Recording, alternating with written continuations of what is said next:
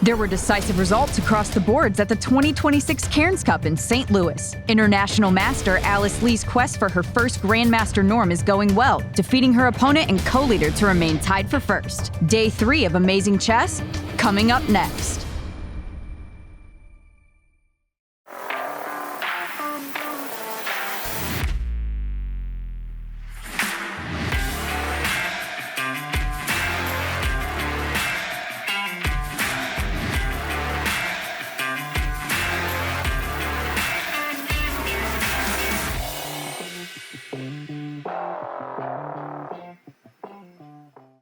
Hello everyone and welcome back to the Cairns Cup. Yesterday, the players delivered another 3 decisive results, and by the end of the day, we had 2 co-leaders, the former women's world champion Zhongyi and the American prodigy Alice Lee. Will we see a sole leader after today's round? Let's go to the studio and follow all the action.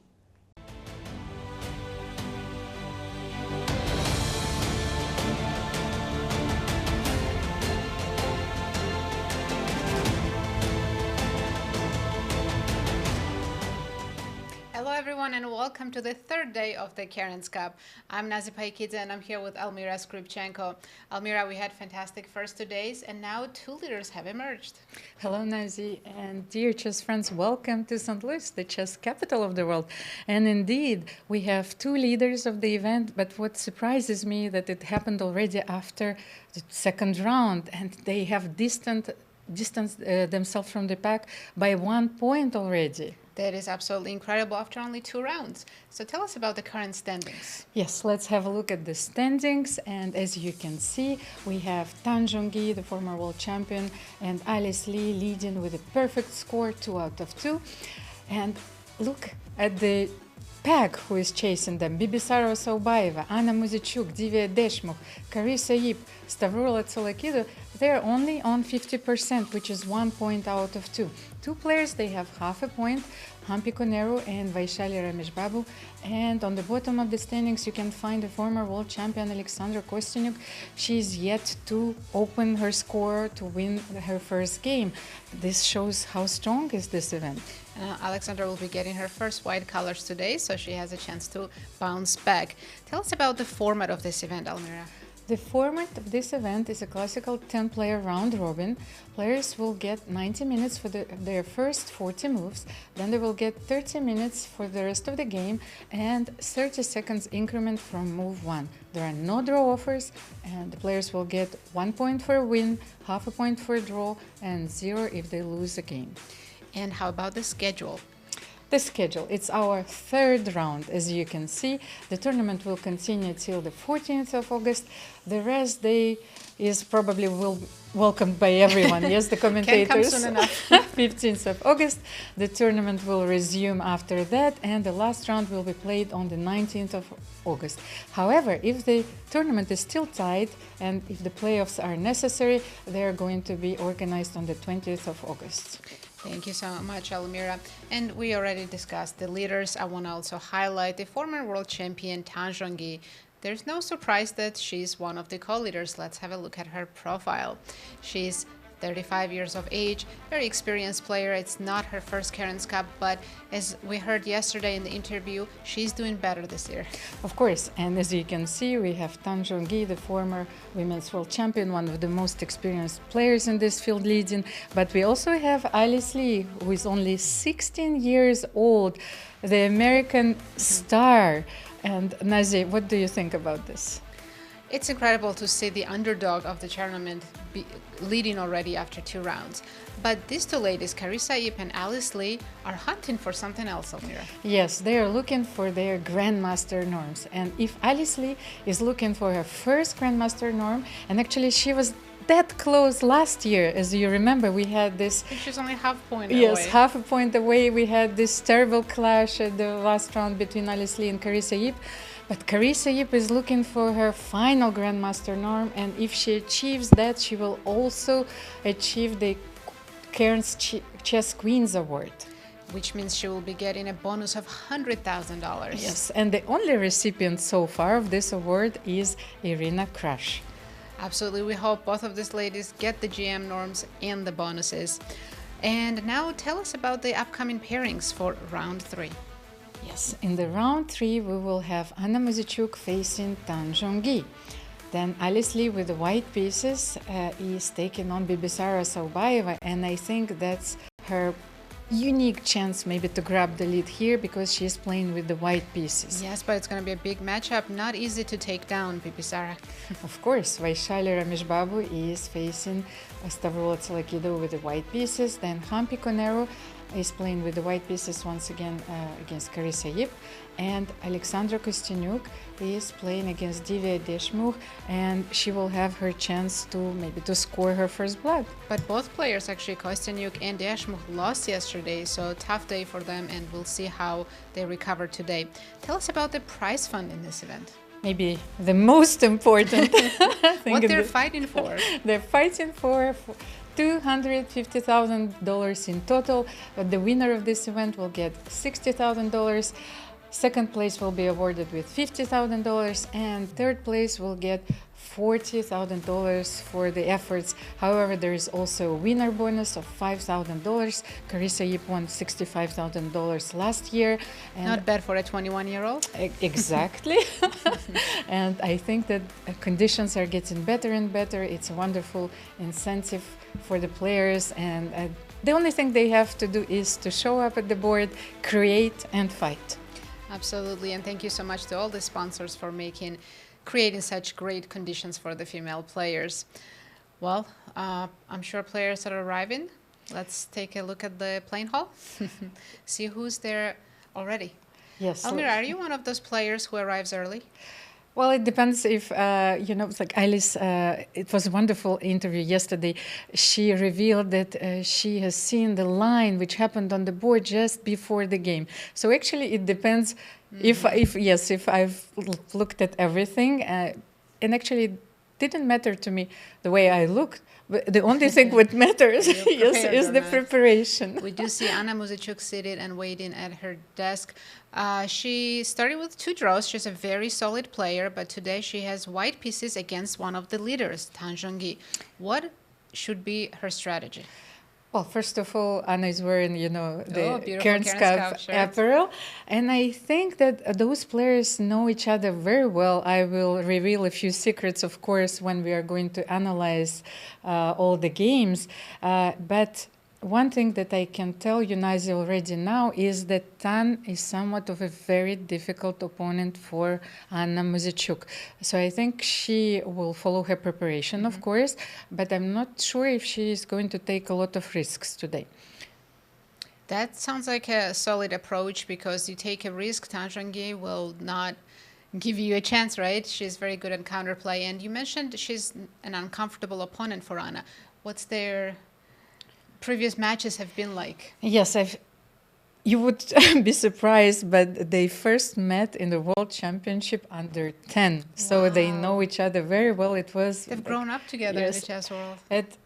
In 2000, actually. And at that time, Tan won their first encounter. And what's funny is that I'm sure they both still remember that. Of course. No, I'm pretty sure they remember every game they played. And their heads-up score reflect this, maybe even a psychological dominance that Tan has over Anna Muzychuk. So last time they drew in the candidates tournament, but the score is in favor of Zhongyi. I see, which definitely helps Tan feel confident today. And she would love to be a sole leader after today's round, but we know that Alice Lee has the white pieces. And yesterday during the interview, Tan did seem very happy that she started with 2 out of 2. How difficult is it to keep the perfect score in such a tough event? Well, I actually liked her attitude very well, because it is very difficult to play each game as an individual event in itself, almost like an experiment, yes? And she seemed very confident, and I think that, she already forgot about those 2 games. She told us that she will approach this game as a new one, as a clean slate, and I think this helps a lot. One game at a time, yes, right? One game at a time. I do see all the players are arriving, and they're about to shake hands and start the games. Today, of course, this is one of the marquee matchups, but Alice Lee against Bibisara will have most of my attention. Of course, and what I wanted to add, Nazi, is also like how the Tan seems to be so detached, yes, from the events. It's and we were underlining the importance of the spiritual, the psychological preparation of the events, how to keep your composure, to stay calm, and not to affect your concentration during those and that's where important experience moments. helps, right? Of course. Having played so many stressful events, you know how to handle yourself. So the players are getting ready. I think that everyone is, or maybe we're still waiting for Carissa. What do you think? I did see her walking around, and here we see Bibisara playing with the black pieces against one of the leaders today. She also started with 2 draws. Was her last tournament Norway chess? Classical, yes. Classical, yes. Bibisara won the first super tournament of the year, women's super tournament of the year. She finished second At the candidates. So she's my pick in this event. Her opponent is mine. Well, this is going to be a nice duel. It's almost as if you and I are facing each other. Exactly, Nazi. I think Yasser's brother Daniel is making the ceremonial bell ring. Yes.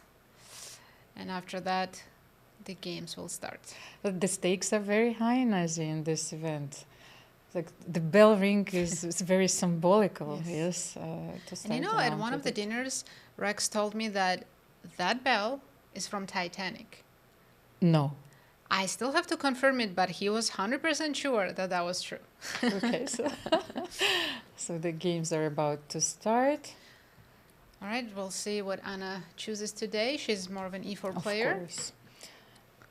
But all of the players here, they are very versatile. They can play anything. However, of course, they have a deeper understanding of their preferred openings, of course. We do have the Sicilian, which I'm very excited about. Because yesterday we had a lot of e4, e5s. Today, hoping for more open positions and fun, dynamic play. But as you remember, Nazi, Anna Muzychuk faced Bibisara Assaubayeva with white pieces, and Bibisara has chosen the Sicilian as well with e6, and then after d4, she played knight c6. Yes, so and then she surprised her a little bit with early bishop c5. So maybe Zhongyi is targeting Anna Muzychuk preparation. So let's see.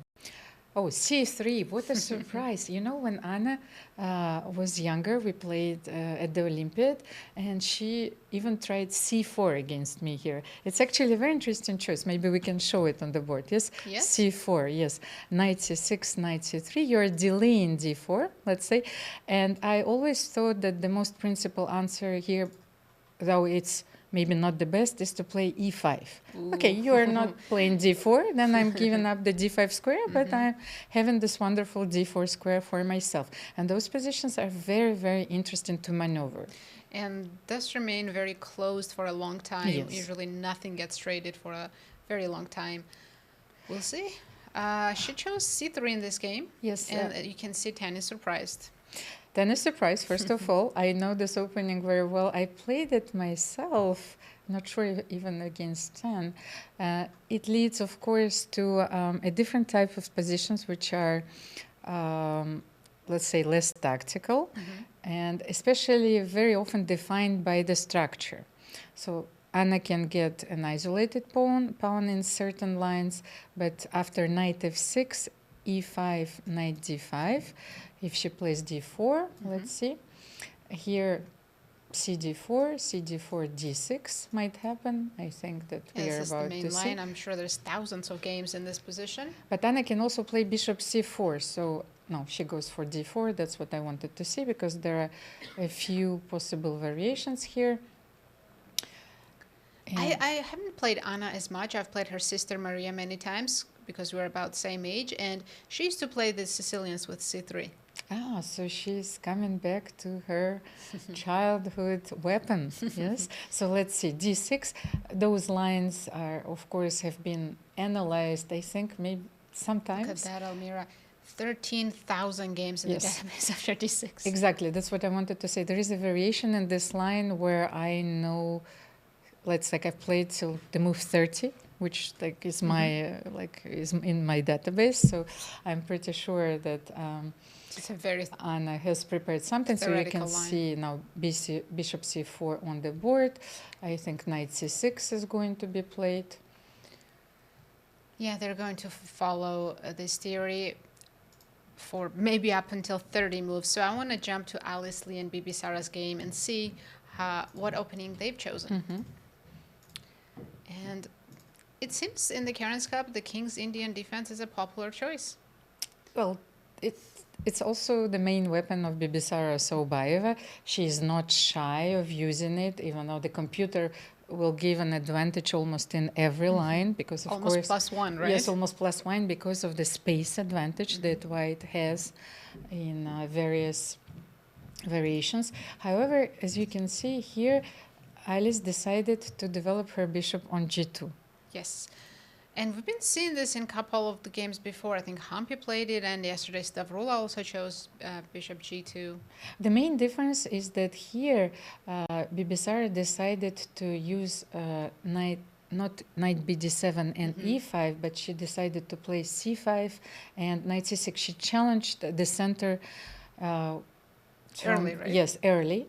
And she didn't use the classical way of developing pieces with knight d7 and e5. Yes, this is more common to see knight d7 and e5. So let's see what is the difference, because here Alice is already facing a very important choice, because is she taken on c5? Is she playing d5? Nazi, you will be more inclined to play Close d5? it up and play d5, okay. yes. So, but then, what I wanted to say, the main move is knight a5.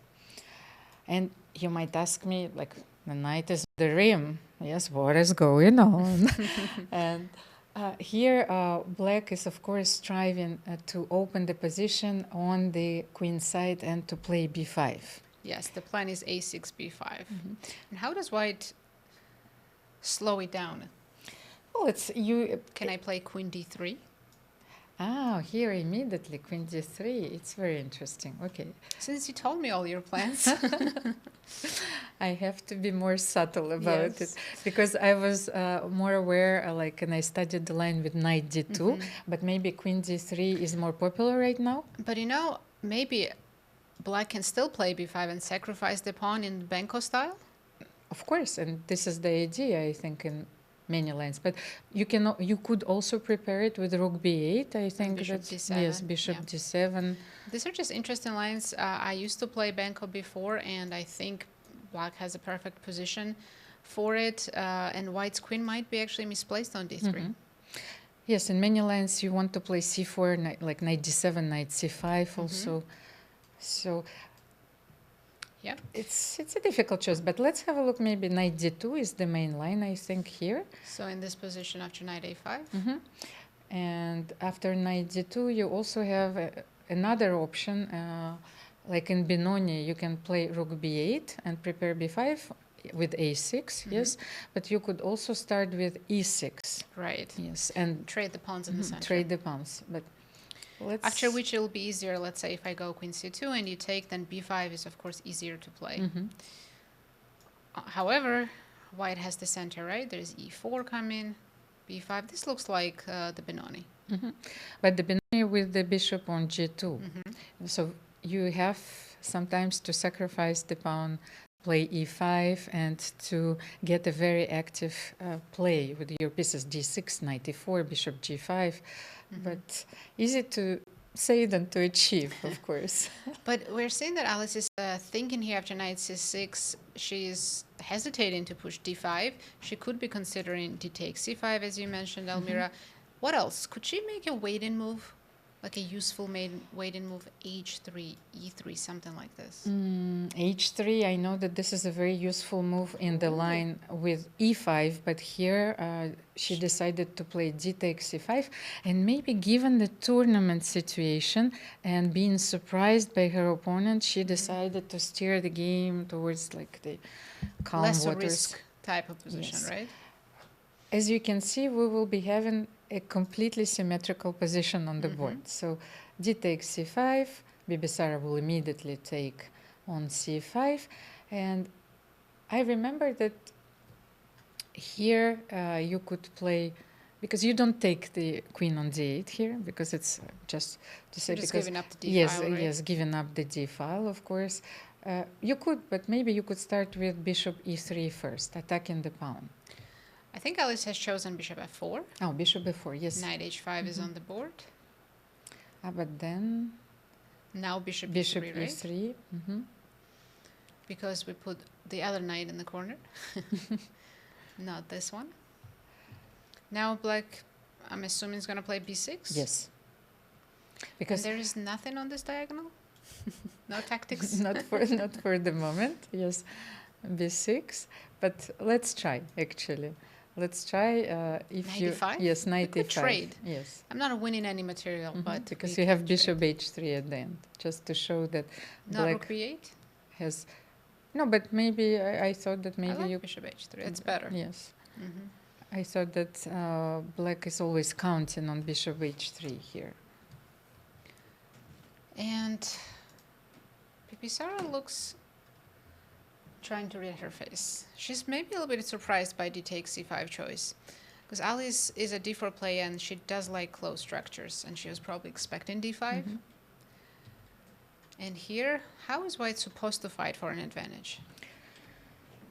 Well, it's going to be a maneuvering game, because for the moment when the knight is on h5, you have this beautiful d5 square, but of course black can always play e6. Yes, so here there is another idea. It comes also from Dreti. When you play with d4 and bishop b3, you can play queen c1 if you don't want to trade queens, and you want to play bishop h6. It seems a bit artificial. However, like trading those dark square bishops is a very good idea, because your bishop on e3 now, is a bit awkwardly placed. Yes, definitely. It's not the best bishop. And if we do manage to trade on h6 and get the queen there, then knight g5 will be also a fun move to play. I like this plan, queen c1.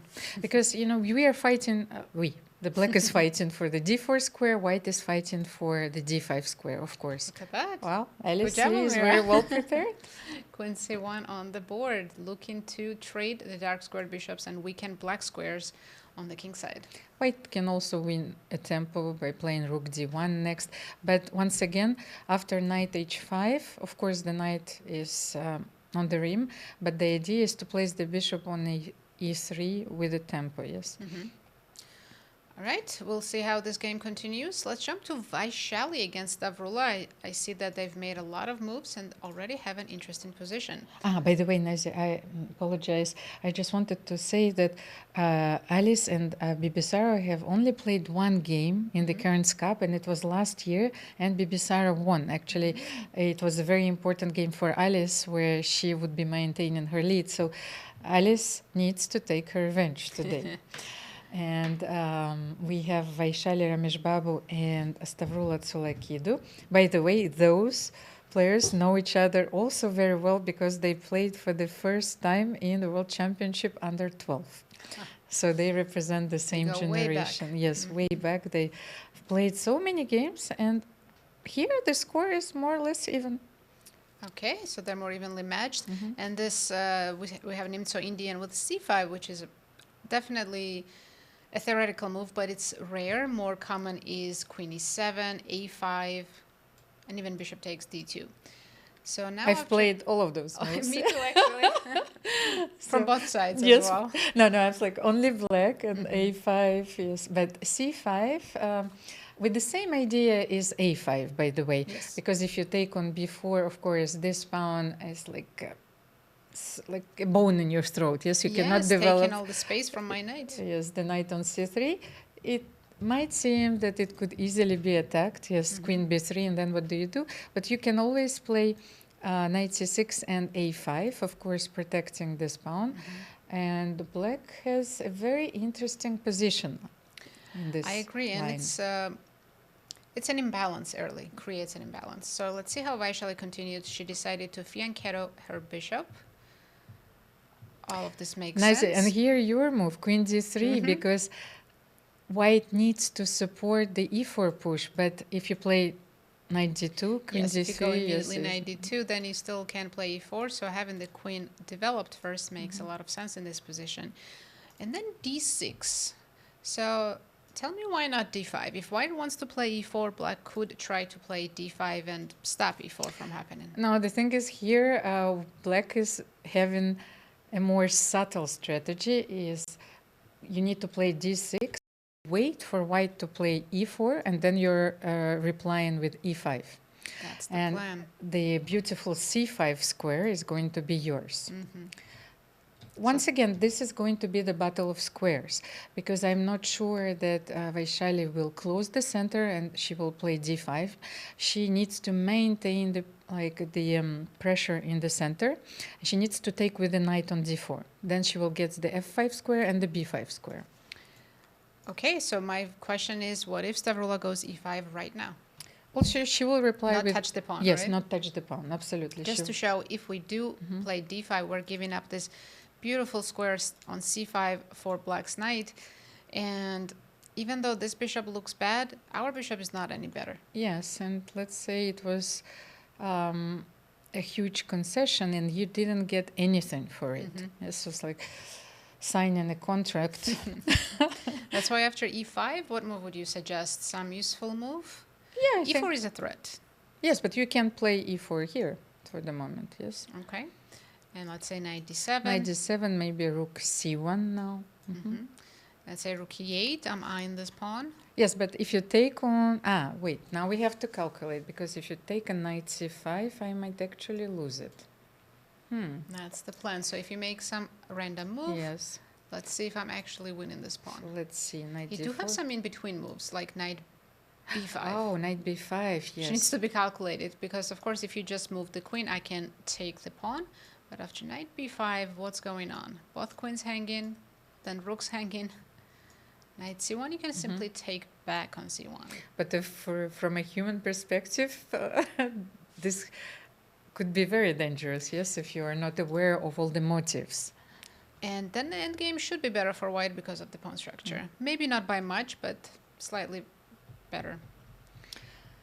So then after queen c7, rook fd1 is a very interesting choice, by the way. Well, if Stavroula doesn't go for e5, I don't see any other plans for black.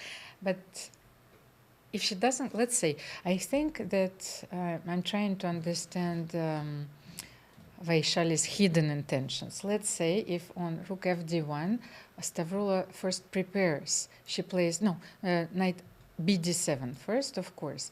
So here I thought that maybe Vaishali, that's why she moved rook fd1. She wants to play knight e1 and to trade the bishops.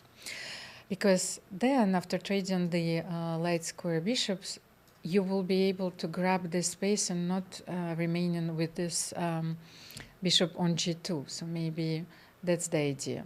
Okay, so let's say we get to probably about similar pawn structure. Actually, I think that here, if she plays, I think she wants to play e3.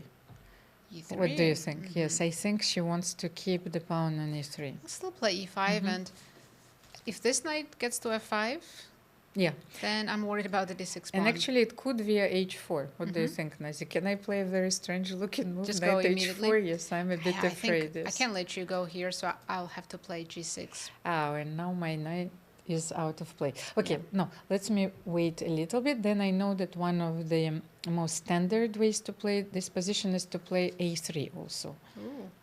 Ask the question, what am I doing with the b4 pawn? Yes, and actually this is also very interesting, Nazi. If you play knight d7, then I can play a3. You no longer have knight c6, and I'm forcing you to take on a3.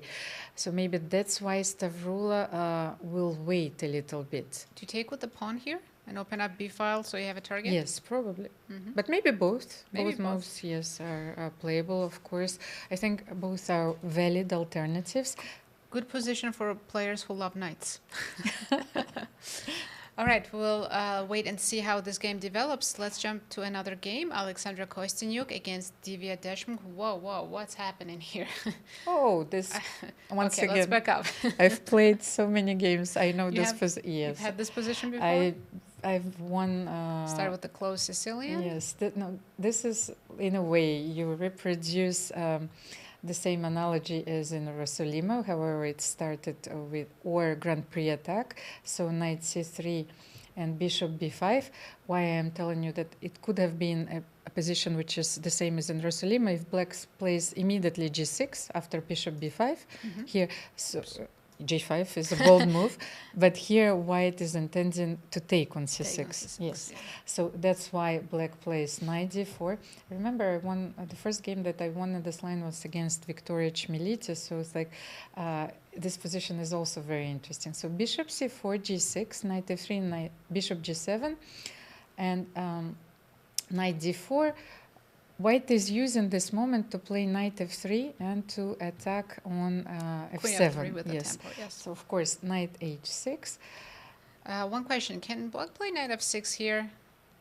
Yes. I know you have e5, but I was hoping I could take here. It's probably Yes, it's a playable. line, Yes. right? It's playable. But knight h6 is a double h. Yes, continuation. So knight As a is. Caro-Kann player with black, knight going to h6 is a common theme. But I will show you what is actually the idea here is that knight e2 castle, Alexandra played h3.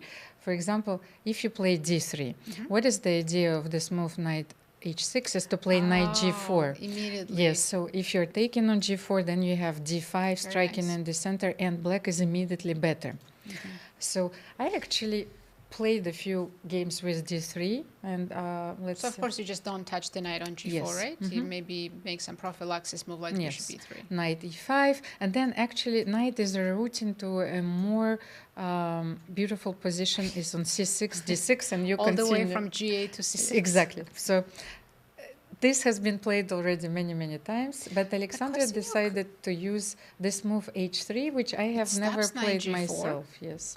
But Almira, after now black playing e6 with the plan to go d5, I think white pieces are more awkwardly placed, or even f5. What are we doing with the queen on f3? You're right, because f5 is one of the plans here if you play e6. By the way, I just wanted to show you another idea. For example, if you play d3, just before to understand. Before why, h3? Yes, so knight g4. Yes, knight g4, then you play, let's say, bishop b3. You can even start with d6 and knight f6, so it depends, yes, on your, let's say you, what move? Let's say d6, yes, d6, then h3, knight e5, queen g3, and let's say you play knight c6 here, yes, this is the move what you want to play. I actually played h4 here. You see, you play all those moves, h3, like queen f3, queen g3, but here you're not castling and you're playing h4. If you like this position, I think it's very interesting. It is. I like positions where I get to think about long castle and attacking the black's king with the h-pawn. So maybe Alexandra wanted to... The thing is, I think she's still in her prep. She has barely spent any time. So this move h3, which is disliked by the engines, might still be her prep. But you see, once again, it might be disliked by the engines, but she knows the plan. And I played this position so many times, you see, and I'm surprised by this move. So like, it's not that you are playing d3 automatically. I think there is a hidden idea behind this move h3. So let's find out. Let's find out what happens after e6, because you no longer can play knight g4. And Gotta prepare something else. And if we just continue simply with d3 and I play f5, I also just realized maybe I have b5 just because you can't take here. yes, but I will So check. always play bishop b3, of course, here. Yes. Is this a bad inclusion though? It depends on the positions, because sometimes I will play c3 and then it will be useful for you, so you can play b4 and target this pawn. However, here maybe I will switch to the moves like a3, keep my bishop on this diagonal. So That's interesting. And let's take a look at the most aggressive f5 yes, move. of course. And It's one of the most interesting continuations here because you can reroute your knight through f7. Yes, and it can go to e5. But as okay, well. let me ask the answer question. Can we take the pawn? Well, you can try, and maybe that's what Alexandra is actually planning on. Yes, but I think she had to analyze this position with the computer beforehand. So f takes e4, you cannot take, I think, queen e4, no?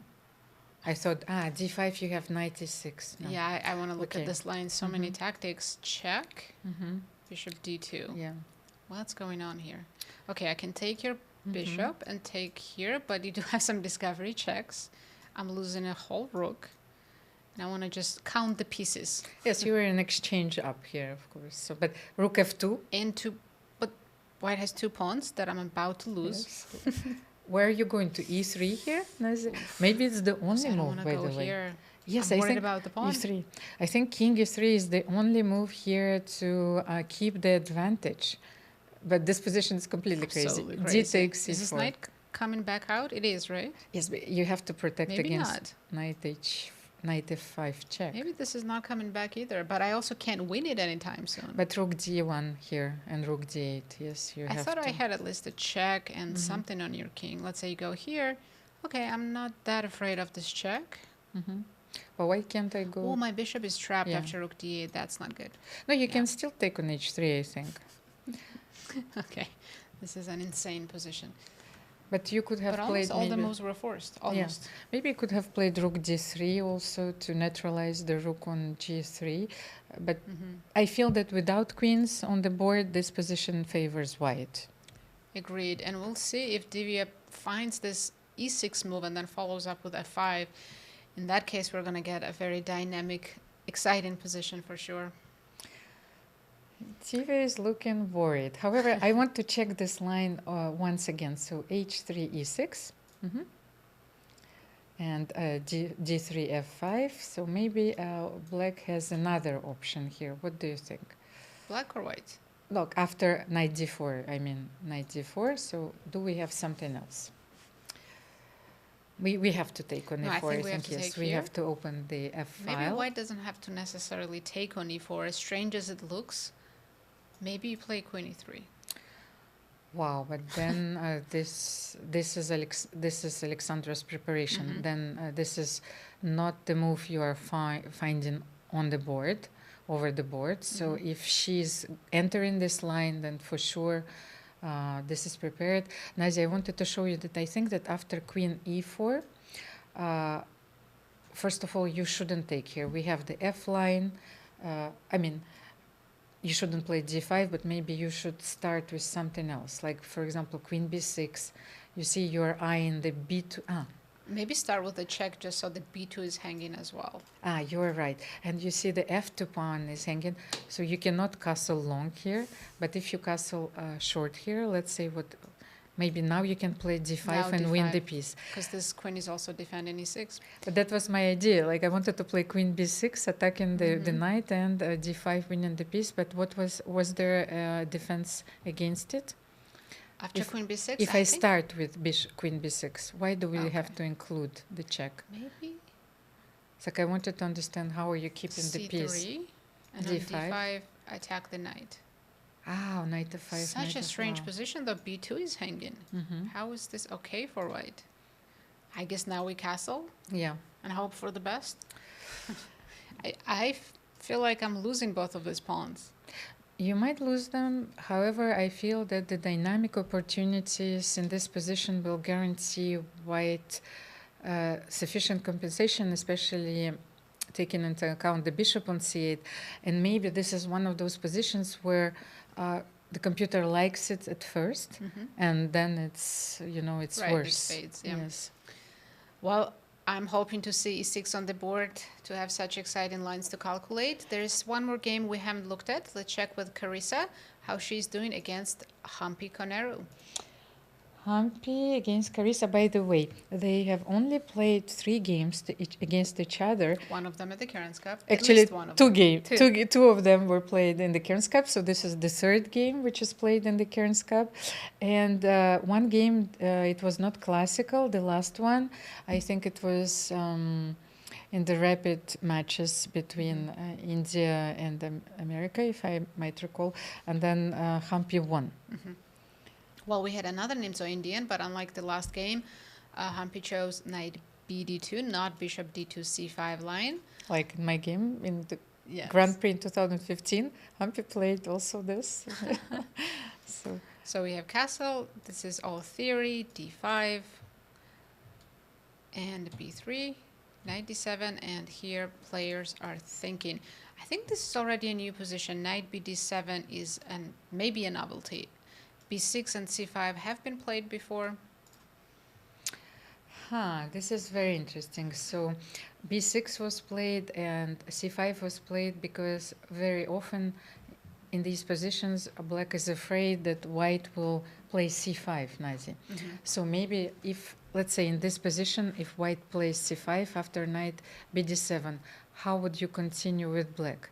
Because this powerful chain, you know, grabbing the advantage, the space advantage, might guarantee white more comfortable play. You know, our colleague David Howell loves Connect 4. Every time there is one in the position, he points it out. But you need to play b6 at some point, but you cannot play it immediately, maybe. So Yeah, maybe I can, because Wow. are you saving this pawn? normally you would play bishop b5, yes, to save this pawn. So how would you Bishop continue? On Yes. bishop a6, you want to play a4, Yes. right? Mm-hmm. Okay, let's see. I'm going to have to attack your bishop one more time. But what an unusual position, you know. It looks like black is lost already, but maybe But what are you doing with black your is rook? actually better. But your rook, how black can be better? Give me 5 moves. I want to. But can you just play for the mate at this point? If I'm so focused on this b5 and c6 on the queen side, can you just start attacking me? Nazi, you know, I realized something. You cannot play queen d3 here because knight c6. That's the point of the whole variation. Because I was staring in this position in disbelief, and I was thinking, how is actually black better? But that's Tactics. Yes, tactics. That's how. And I like your suggestion, but now I understand why black is better, because those tactical resources, motives yes, are tactical motives are saving black. So, Well, maybe Humpy calculated all that. She did spend about 10 minutes considering c5, most likely. She played bishop d3 instead. But now, of course, Carissa has a chance again to play c5. and I think c5 striking in the She might center play immediately, b6. yes. Either of these moves are playable. Thing is, you want to play c5 with the queen on c2. When you have developed your bishop, then you can bring your rook on c8. And, So maybe she will prepare it and start with b6 first. But then let's see, b6, yes, bishop b2, maybe, or castle. What do you do first? Okay, let's develop. Castle, and maybe c5 now. c5, yeah. So should you define the center now and take on d5 here? Typically, that's what usually happens when we have these 4 pawns. The best move is usually c takes d5. But at the same time, I feel that black has a very interesting position here. So even if Humpy will get the hanging pawns. Do you think the pawn being on a5 is a disadvantage to black? Could be, you never know, once again, because if you will manage to put your knight on b5, but the knight is Or on even the d2 bishop. for the moment, of course. So bishop b5 also can go there, but Because if the pawn was on a7, we know black is fine here. They can always play a6. This might be the only reason why white has a small advantage. I agree with you. But then where do you put your queen? Do you put it on b1? Probably I After want to for first example, develop rook the rook. fc1. No, yeah, that's exactly rook Yeah. fc1. Sorry, rook ac1, and then queen b1. Let's say if I play rook c8. But now maybe black also has some play with a4. Let's turn this into an advantage. Oh, you're absolutely right. Because, yes. of course, if you take the free pawn, I'm very happy after c4. I will be able to get this back and have a lot of space on the queen side. No, then rook ac1 is not Not the yes, most precise move. not the Maybe we most start with precise. bishop b5. Because Because I'll have an option to move the queen on d3 maybe. Okay, now that you have deprived me of all the opportunities, let's play. Or let's go rook to c8. f5. Let's be ambitious. And if you go g6, I'm going to do this, which is a maneuver I've seen in a lot of Queen's Gambit declined openings. Queen on the rim. Is a very powerful piece because now you have the big diagonal a1, h8 open. So this bishop on b2 is looking beautiful. It is, and it's waiting for its opportunity. Yes, and what would Maurice call this bishop? The Dynamite or something? ever cheerful bishop on cheerful. b2. Yes, I like this maneuver, queen f5, queen h3. However, of course, you need to be very careful if I play rook c7, bishop c8, and my knight jumps, you know, it's like... Yeah, the queen might get uncomfortable on h3. It has its pros and cons for sure.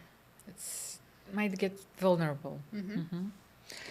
So what else do we have Well, here in we'll this see round? if Carissa goes for immediately c5 or preps. Yeah, what else has caught your eye? Did Divya play e6? She did. Yes, she did. I want to jump to that game and see if Alexandra is prepared against e6, or maybe she just misremembered her prep and played this h3 move Before playing prematurely. d3, because you play h3 when the knight jumps, yes. On g4, yeah, maybe she confused the move order. And the thing is, I remember winning the French championship title with one of the games in this variation, and Alexandra actually suggested to me to play this line, however, with e6 beforehand. And I asked her, should I play the same line as ever if she plays g6? She told me, well, I don't know this line very well, but I will study your game. So, you know, maybe then she has looked... She has studied it. Yes, no, but of course there were so many other games. But I mean, at that time, of course, she wanted to help me to be very well prepared. So she wanted to see if the line is still playable. Playable, right? And Almira, look at our screen, the accuracy levels. It says black 100% with white 93.8. The h3 move really disliked by the engines. Yeah, I feel maybe... I think accuracy level is actually accurate right now. Yeah. Usually I don't trust the stockfish, but here it seems to be telling the truth. Yes, exactly. But that's what I wanted to say, because knowing how well Alexandra is prepared, I feel that something was confusing for her. Maybe she was not expecting this line at all. And I think it's very often you want to play one move and the second move in the variation. And yes, you start with the second move, the variation. It's very important also to understand the nature behind the mistake. You see, it's not a mouse slip, but almost. Almost, yes. Yeah, I mean, those moves look so similar. Which one do you start with? And now she might be regretting starting with h3. And also, let's not forget her mental state right now. She's starting with 0 out of 2. Her self-esteem cannot be very high right now, so she's doubting herself. And she, of course, has this fear, what if I lose again? Yes, and it's important, of course, to get her confidence back. However, Nadia, I wanted to bring your attention to the game between Anna Muzychuk and Zhongyi. Not that there are a lot of fireworks happening, but do you remember what I told you before the round started, that Anna will play in a very positional way, solid? So let's have a look at this position. You were right on the money. It's a pity, you know, I can bet on those games. Yeah, this looks like a very symmetrical pawn structure, and the only imbalance is that it's knight for the bishop, but this bishop is not the best bishop. Maybe knight is even slightly better. So can Anna still try to play for something with knight e5? Of course, what I wanted to emphasize is that those positions are not without venom. But very often you're playing for two results. You know, it's draw, or you might be able to squeeze something out of it. So knight e5, black also is looking for the c4 square sometimes, but the only thing that you shouldn't do, I think, like I wouldn't take on e5 maybe, because like I don't like to remain with this bishop. I remember Botvinnik's games, and he won so many wonderful games just with having this knight and a rook. And that's it. That's it. That small advantage, but it's a very long end games. I remember, I think Karpov plays those Galfa, and they're so good at converting such end games. Very often it's just that your opponent doesn't like his own position. I think that's the only factor that actually matters here. But as we've seen yesterday, Zhongyi is very comfortable defending and attacking as well. Yes. Yeah, she is. So I don't think after 95 she will necessarily avoid the trade. But what would be your suggestion if you don't want to play with that bishop on e6? What would you do? Well, I would play knight e7. I think I like those moves. You are keeping the knights and bishop on the board. Do have knight e5 on the board. Anna has played it. All right, knight e7. Let's see if... and you don't mind this beautiful looking knight on e5. Or maybe eventually you will play f6. It might not be as weakening as it usually is. Because I found those beautiful names, like, so Zhongyi is our flying dragon. Yes, she's our flying dragon. Alice is the keeper of the Rook's Citadel. Yes, what we have to find one for Anna. We'll see how this game continues, and then we'll find her a nickname.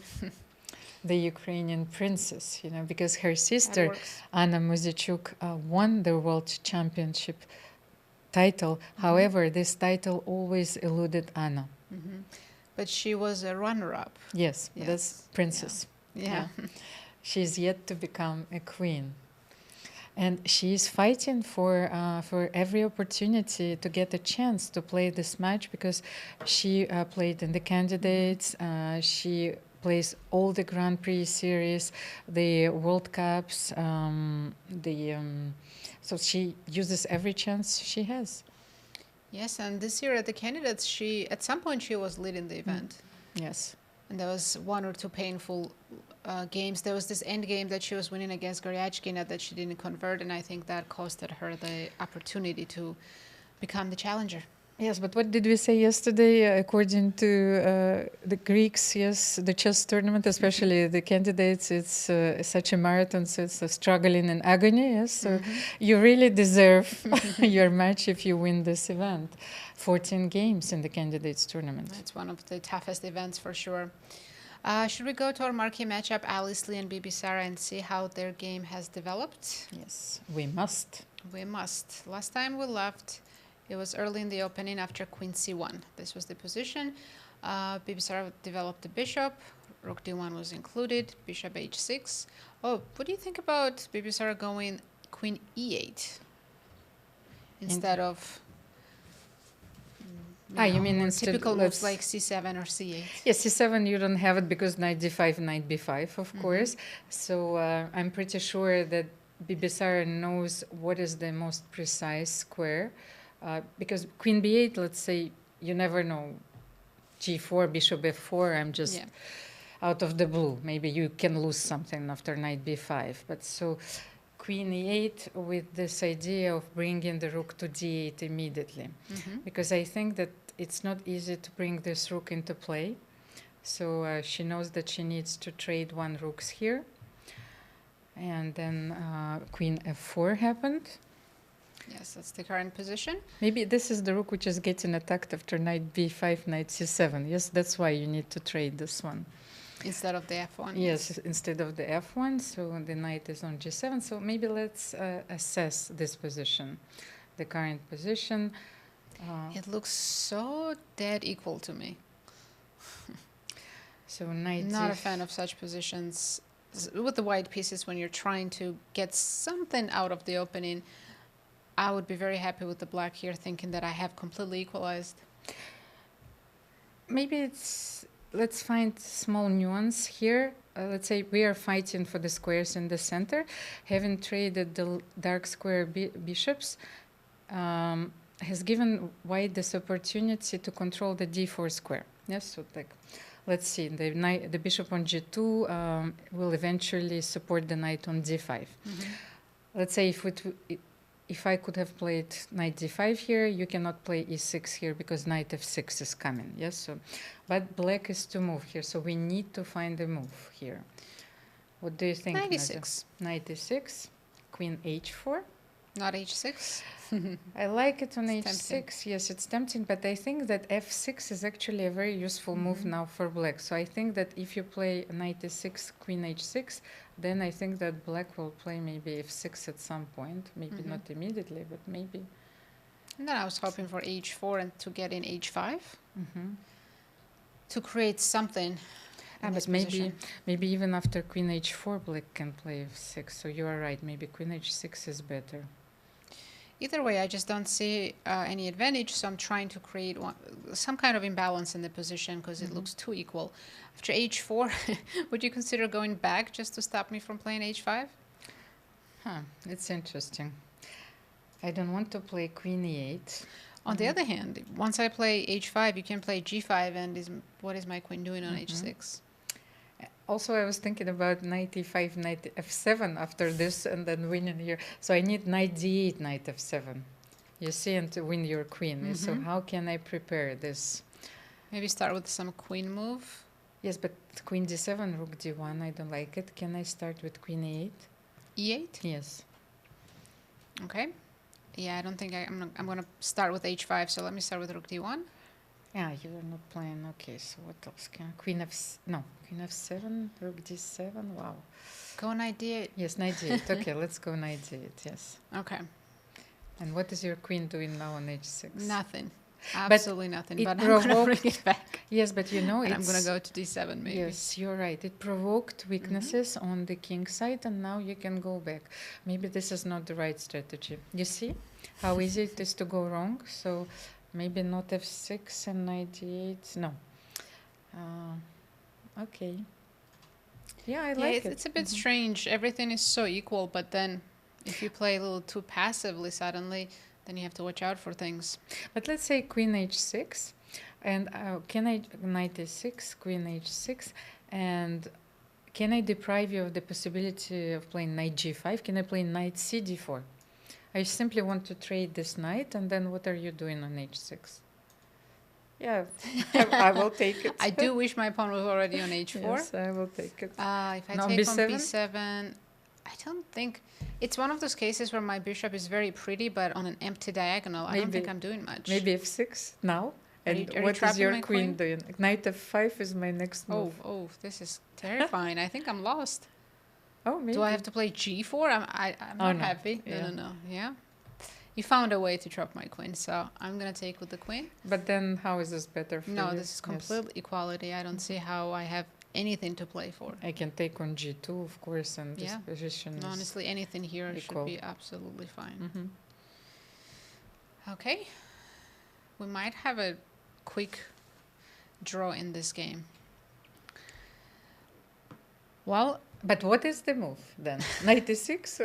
96 is good. Yes. There are other options, of course. It's not the only one. Maybe you want to trade queens. Queen b8, I was considering. But queen b8, then you can go queen h6. Ah, no, then Knight I have f5, knight right? f5. Just Yes. knight mhm. f5, yeah. So queen So- b8 might even be easier. I see that Kosteniuk is still thinking after e6. Bibisara is falling asleep on the board. You know, most of the players are not happy that game starts so early at noon. Yes, of course. It's because traditionally the games start at 3. And chess players are night owls. Yeah. They stay up late and like to sleep in the morning. And to check the variations. Not of- me, but most of them. I was working till 6 in the morning. I remember when I was playing this event, so I understand that then you don't have enough time to sleep, of course. But in this way, our European audience can follow the tournament Yes, as that's well. why of we start so course. early. All right, which other game would you like to go to? I don't think we have a lot of moves made on any of the boards. Yeah, the games are developing rather slowly today. I cannot say that the fatigue is taking its toll. It's too early. It's the Too third early. round. So even Stavroula, I just had a glance at her board. She thought for a long time, and she decided to play rook e8 and not knight d7. She wants to keep. Let's show this position once again against Vaishali Rameshbabu. Stavroula is making her debut in the Cairns Cup, and she's a very solid player. So rook e8. Indeed, and as you can see, knight e1. So you were right, Nazi. You wanted to prepare e5, but then knight e1. So e5 maybe? Yes. I think it's time to go for e5, or maybe take on g2 first. Okay, let's take on Knight g2. takes Yes, g2, because and then we were I'm suggesting. going to include knight d7 because I don't like undeveloped pieces. No, but you remember that if a3, we wanted to play knight c6. Yes, So I do remember that. Is this the key to this opening? Maybe. There's such a subtle little thing. So I'm not sure. I think we should keep the knight on b8, but for how long? Almira, we have an interview with the players, and we asked them how do they stay interested in chess after playing for so many years. So let's take a listen.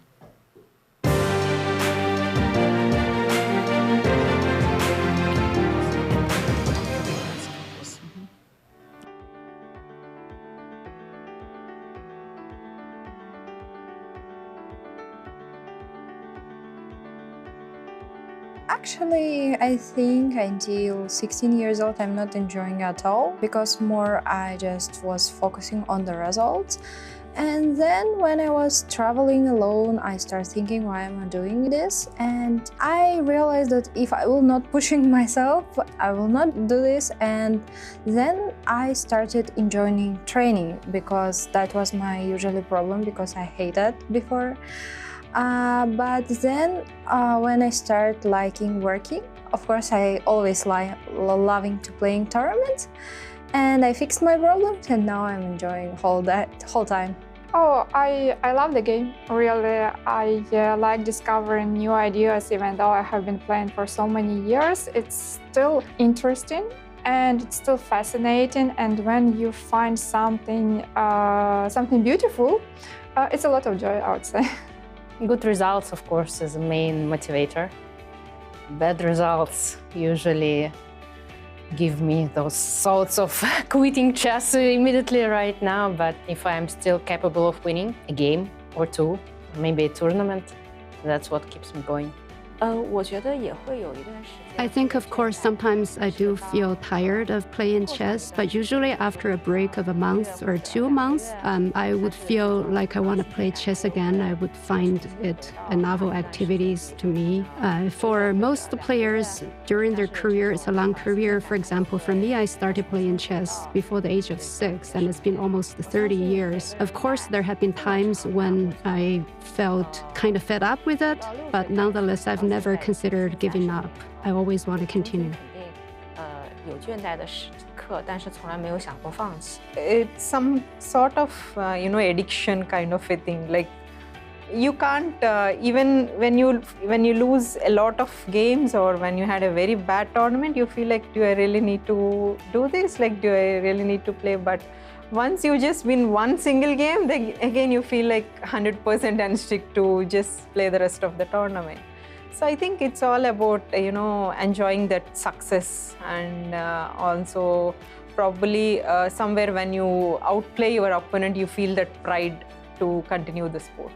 I think it's a lot of challenge. Like every game is a new. Like every tournament, it's new. Like it doesn't matter how many years you have been playing. Like somehow it's always new openings or new position it arises, and that keeps going. In the past year or two, I've enjoyed chess a lot more than I did when I was younger, and I think a lot of that is because I've gotten to know a lot of the people that I'm playing with. For example, this event there's Carissa, and same for many of the other events that I play in, or also in the juniors. There's many people that I now know quite well. So I think definitely the social interaction is what I enjoy a lot about chess tournaments, even after 10 years of playing chess. In some sense, chess is kind of like an infinite game, so I think it's pretty easy to keep enjoying it. I think it's quite the up and down journey. I can't speak for everybody else, but for me it has been. And there were some moments when I did not enjoy it and some moments when I enjoyed it a lot. But I think perseverance is really important, and just going at it, even when you're low, helps. I feel like it's been a bit hard since I started doing it professionally, because there is some pressure in that. Like, you also just live from, it's just your job at this point. But okay, in the end, it's a really nice game that we all like. I liked it since I was a kid. So I do like to remind myself that, you know, it's important to enjoy as well. And like that, you probably also play better.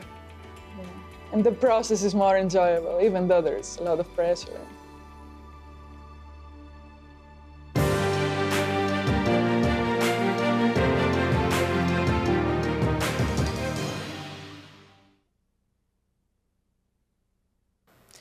And Almira, how do you still keep enjoying chess? Nazia, I was asking myself the same question while we were watching the interviews. And actually, I think that it changes, of course, with age. And winning chess games brings you so much joy, and this is such a special taste, you know, flavor. But at the same time, I was thinking that when you get older, and I was always appreciating the aesthetic beauty of the game, and I think that this is such exquisite pleasure when you are playing a game of chess. I think it's incomparable. So I actually enjoy looking for beautiful ideas, and well, we are struggling in agony still when we're playing. However, it's worth it. It's worth it, yes. Mm-hmm. I agree. Well, let's jump back into the games. I'm going to go to Alice Lee and Bibisara Assaubayeva. We are in a 4-night endgame with still 6 pawns on the board, but everything looks dead even. But knowing Alice, she's not gonna make repetition anytime soon. She's gonna try to wait for a mistake. If we think back to her first 2 wins, it was a rook endgame, technically drawn both endgames, but she managed to trick her opponents or waited until they made a mistake. And we're talking about Alexandra Kosteniuk and Divya Deshmukh. And the thing is that this is a very intelligent way of playing against Bibisara, I think, and especially very intelligent opening choice, because Bibisara looks very tired. You know, we've seen she is almost fallen asleep, and this position might actually prove that, okay, there is no danger and she will feel safe, and the mistake might come. So Alice has maybe this kind of strategy, get equal end games, but then outplay your opponents. She's so young, but she already has so many titles to her name, and she's looking to make her GM norms and win the Cairns Queen Award. She has a bright future ahead of her for sure. Of course, and just to remind our audience that she was very close to winning the Cairns Cup last year. She was facing Carissa with the white pieces at the last round. We couldn't have dreamt of a better scenario. Yes, like even the Korean screenwriters, I think they couldn't find a better way to finish the event. This game was drawn and Carissa won the event. And Alice actually started the last tournament with 2 out of 2. She mentioned that in the interview, yes. Meanwhile, Carissa started with losses and then won the tournament. So speaking of Carissa, let's jump to her game against Humpy and see how that game has developed. When we left, we were wondering if she was going to play c5 here immediately or start with the b6. Well, she played c5, no waiting. Pawns came off, bishop b2, but they did transpose to this position that we're analyzing. And bishop b5, I kept mentioning, is this a disadvantage that pawn is already on a5? Humpy started with knight a5, and only after bishop b7, she decided to play bishop b5 to state that c6 square is hers. Maybe knight c6 is even a threat now. Of course, she is stopping a4. We saw that in some lines, this is a very useful move for black and creating the weakness on a3. What I wanted to say, Nazi, that I know Humpy so well. You know, we've played so many events together as teammates, and I faced her on a few opportunities. So she likes this structure. You know, it might show that white has only a slight advantage. However, she likes to play these positions very much. And I'm sure she's experienced and knows all the ideas in similar positions. Do you think we're going to see the queen on f5? Queen f5, queen h3. I was thinking, how about knight f3, but maybe this gives black the opportunity to jump on e4. Also, just one more thing. Before when we were playing queen f5, the pawn was on h7, so g6 made sense. Now if I go queen f5, and I don't think g6 is a really playable move anymore. I will just take it. Yeah, and then maybe for two reasons. I can go either way. I can take all your pawns, or I can just get the bishop back. And open the diagonal is looking very dangerous, of course. But then now the rook is not on c8, and I was hoping to play bishop c8 when you start with queen f5. What can I do here? Yeah, maybe there's something about the c6 square that I can take advantage of. But now queen c7. Yes, if you jump like knight c6, I thought I will play queen c7 attacking on h2. That's right. So, okay, I started from c2, right? So I can improve and put it on d3. At least I think I win a tempo because you will go back to b7. And then I'll switch to the London system ideas. I'm going to go f4. Wow, I like it. But then maybe, yeah. Maybe you do have the e4 square, but if you ever, well, of course, right now you can't. You might actually not get a chance. This knight will always be hanging. But the thing is, like when you play queen f5, the first idea is to take on d7, yes, to win a piece. That's why I need to play bishop c8. That's. I think you're forced to. It's my biggest problem. I don't want to play knight b8 here. So if queen f5 forces me to initial squares, something is wrong. Nadia, I like this move. Yes, I was considering knight df3, supporting the knight here, but maybe queen f5 is a more precise way to play in this position. Maybe here simply queen e7. Yes. Queen e7, connect the rooks and put them on better squares. But what if knight c6, just in case? I wanted to see. What do you do here? Queen e6 is also a very nice square for the queen. What if I take? I don't want to give you the two bishop advantage, but I was thinking that you're forced to take because of tactics, right? But then maybe simplifying the position here, bishop d7 and taking on c5, playing against the hanging pawns, is what Humpy wants eventually. I can get hanging pawns or an isolated pawn. I think I might be happier with the isolated pawn here. Oh, it's interesting. Okay, but then it's... So your queen is misplaced and the pawn on b3 is a target. Yes, but once again, I have the target on b3, but a wonderful square on d4 and the long diagonal. So you will play f6 eventually, and I'm not sure this move comes easily, yes, in this position. I wanted to go knight e6 because, I definitely don't want to play f6 if I can help it. But then can I play queen d2 now? And if you play queen c5, maybe I can take on d5. So yes. Something like this.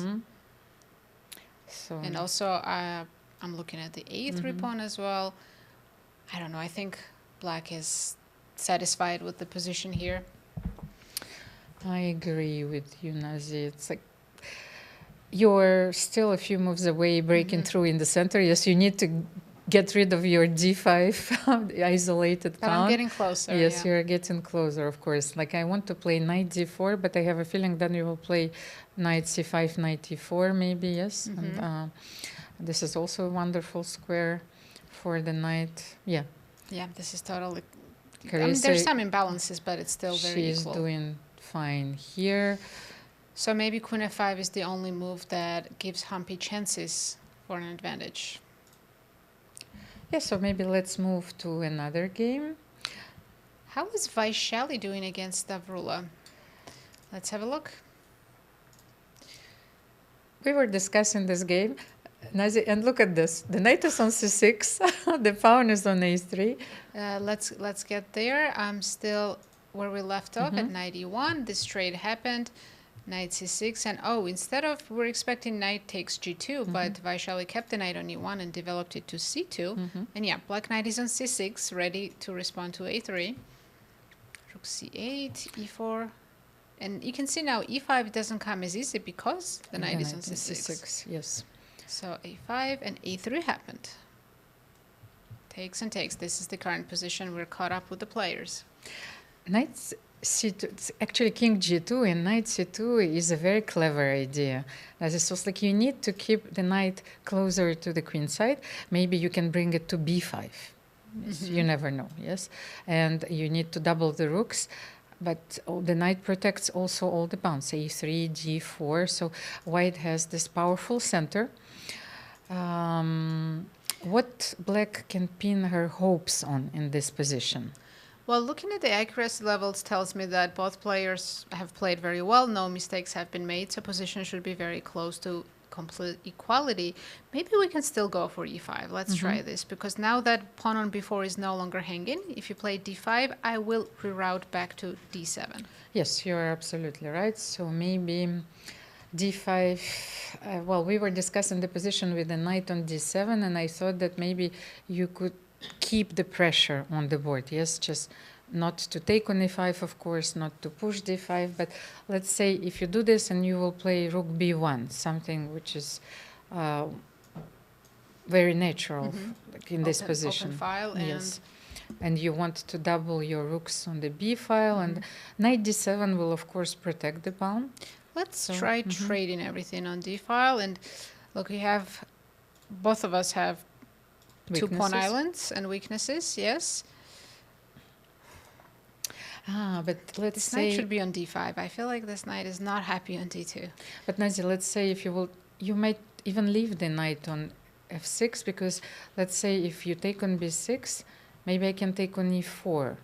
There is this tactical motive which saves black. And then I will take on c4, you will take on d6. And Everything comes off, yeah. Yeah, this looks totally drawn. Okay, then maybe let's push d5.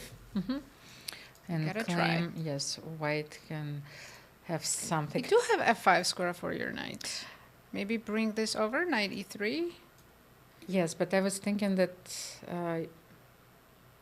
Because if I play g6, I was thinking maybe you could start something here. No, but I don't out think of that thin air. Black should play g6 yet.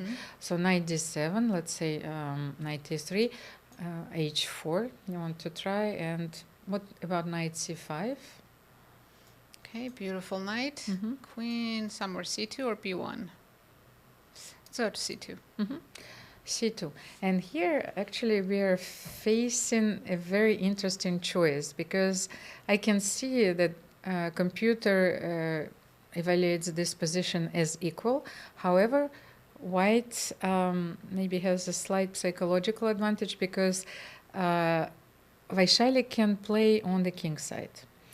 And Stavroula doesn't have this counterplay. Maybe she cannot.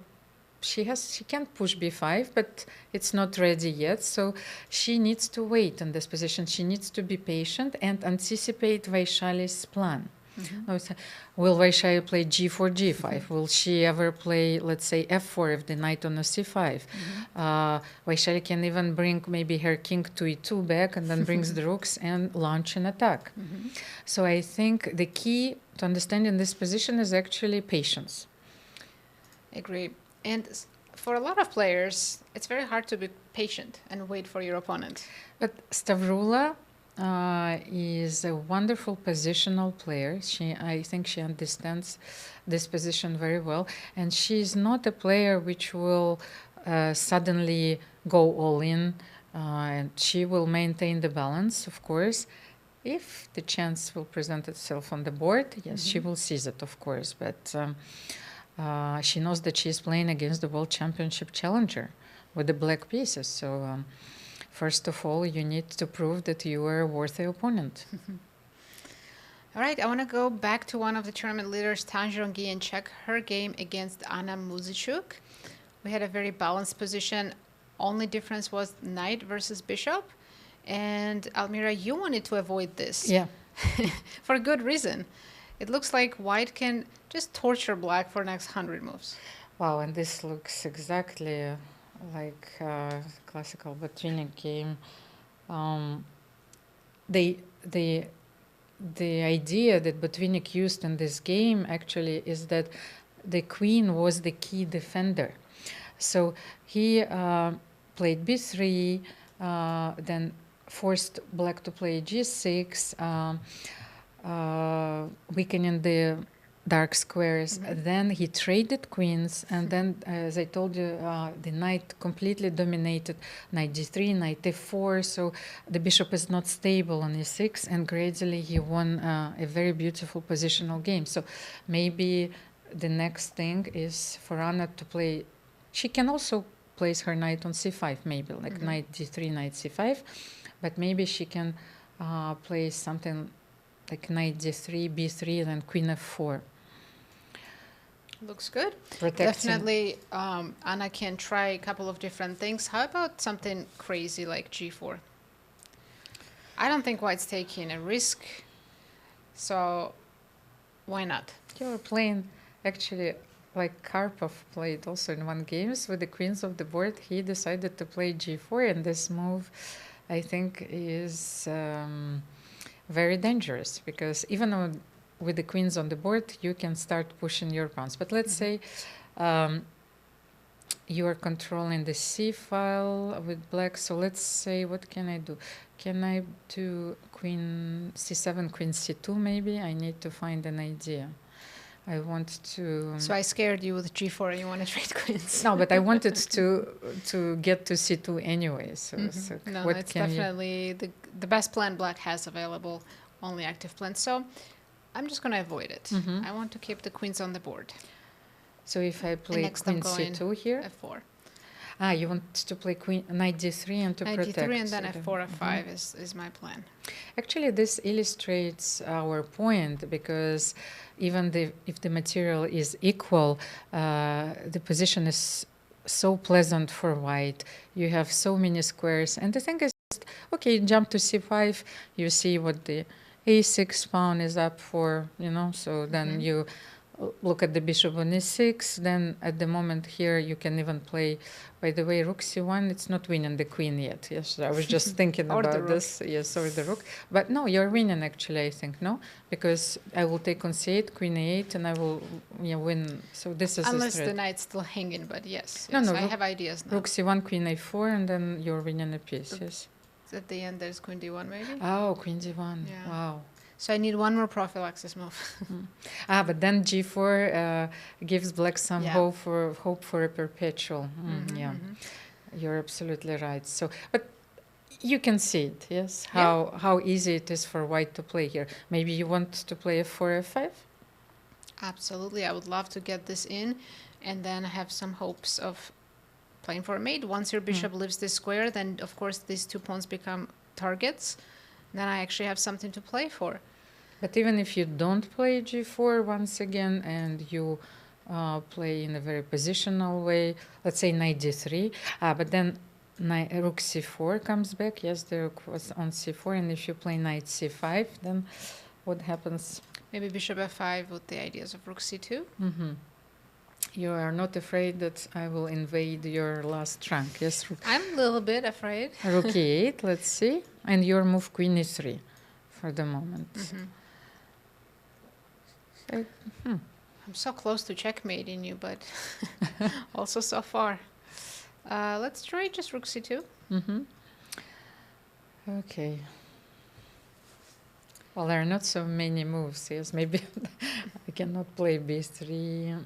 I cannot leave the 3 squares, so g4. Well, g4. Let's go for g4, yes, because now when I go bishop g6, can you play h4? Yeah, but I'm thinking about playing something rook a8, queen a8. I want to play for the mate. Can I play rook a8? You know, rook c8 might be better, so I don't have queen c6. Oh, rook c8, yes. I want to invade the 8th rank. And suddenly, my king is in danger? And actually, I was thinking that I was waiting for this distressing piece of information, you know, to make its effect. Yes, rook c8, queen a8, and mate. Checkmate, yes. So black can go wrong very quickly. And what about their time? So 27 minutes for Anna, because I think that she feels it. Yes, she feels that this might be the moment where she's didn't get her opponent on the ropes yet, but she has a very pleasant position and she can torture her opponent for a long time. For a long time, if she decides to. All right, what else? Nazi. Alexandra against Divya, because yes, we left this position, I think after the move b6 with the idea of developing the bishop on b7, and they're following our analysis. However, both players spend a lot of time. I'm sure the decision to take on d4 and give up the dark squared bishop wasn't easy for Divya. I'm talking about right here, because giving up this dark squared bishop, anytime you fianchetto, you keep this bishop. But here, different circumstances, white's pawns are absolutely terrible. The thing is, I thought that white still has a chance to get rid of this pawn and to play d5, but I think that Divya wants to play queen g5. Nice, it's like, how do how do you defend I have to play here? f3? No. Yeah, I think so. What else do you have? And if I go g3? Wow, so Knight maybe d4 and that's it. Yes, you can have those ideas. Let me try f4 here. Oh, no, I'm losing the rook. I can't do that. Yeah, this is awful. So that's why maybe she started with rook e1. Where to move the bishop? Maybe you anywhere, right? if you go back to b7 then d5 and you're closing the diagonal. However, there is so much tension in the center. Yes, you can't keep it for a long time, because I'm curious if we play d5 just to keep the bishop here, so you don't get to play d5. But of course now my bishop is kind of stuck, right? But if I go bishop f1 and then d3, okay, maybe you can take on d4 here. Wait, yes. Isn't black just winning this? Yes, and knight c2. I guess white survives because of this move. Not rook e4? I thought rook e4. Rook e4, knight a1. And then how do you rook get c8 your and come out? Oh, rook c8. Maybe I can do that. But after d3, let's see, takes and rook c8. Oh, there's bishop h6, tempo move. And rook e1, of course. But because of the character of the position and a very unusual tactical motive that presented itself here, you see it's like that Divya was able to take on e4 and then play queen g5. I think that Alexandra needs to do something about this. But maybe bishop b7, d5. That's what I wanted to say. You cannot keep this pawn on d5 forever. So maybe queen g5, rook c8. Let's try rook c8. I want to play rook c8. Looks good. I'm waiting for you to take, of course, which would be a horrible move. Now after f takes e6, white might as well resign. Knight d4 is coming, queen g5 is coming, and this is just game over. So you can't touch the d5 pawn. Can you just develop, let's say, d3? So what is your next move here? I have queen h4. Bishop f4 is my next move. So if you play queen h4, you're taking that away from me. I could have played queen f6 as well. I think it's a very nice move. Then... Okay, let me develop this bishop finally on move 18. So how, by the way... Aren't you winning the pawn after knight d4 and then just take on d5? But the thing is, I want you to take on e6, so I was not sure if I want to take on d5 and close the but big pawn is still a diagonal. pawn, and you will still have a beautiful knight on d4. However, be aware of rook e4. I don't think you're losing a piece, though. You should still be okay. But here, let's say you take on d5. Okay. You cannot take because there's knight f3, yes? There's some b5 ideas also. Yes, let's show that. Why you can take knight f3 or knight d2. Wins the queen. If you can take bishop d5, then with the queen on h4. We keep the bishop open. Yes, and this would be very good. So maybe queen a4 is a bad move. I have to go back to d1. Okay, but now e takes d5 and the diagonals close. Maybe you simply go bishop b3. And actually here I can see already a few positions where Alexandra can save herself, especially with the opposite color bishops. Yes, if your knight takes on b3, then things are getting better for Alexandra. Yeah, this is not the worst position she could have had. after the disastrous opening. Yeah, maybe she can play knight e6 here and to keep the knight on the board. What do you think, Nadia? Knight e6, knight f4. Knight d6? E6. Oh, knight d6. Mhm. Okay, okay. So what do you do? Knight f4. I want to play d4 and to open the diagonal once again. So I guess this is my only move to stop you? Mm-hmm. Oh, yes, knight d4, queen d1. Oh, I'm very happy with the draw, please. You found the repetition. But you know what? You can just double the rooks on c-file. And you still have an extra pawn and... But you need to play rook c5 because I am The pawn is threatening hanging, to yeah? take on d5, yes. Yeah, I was worried about this, but I forgot that it's Yeah. covered. For the moment, and you cannot play, if you play g3 here with the idea, it's just, yes, but then bishop b4, but then I think I want to jump over you're here. much better here. But I can still do it this way, right? And then d4 or Mhm. something's coming. Yeah. So even if you win the exchange here, black is completely winning. So maybe Kosteniuk is feeling a little bit better about her position, but she definitely needs to push d5 on the next move.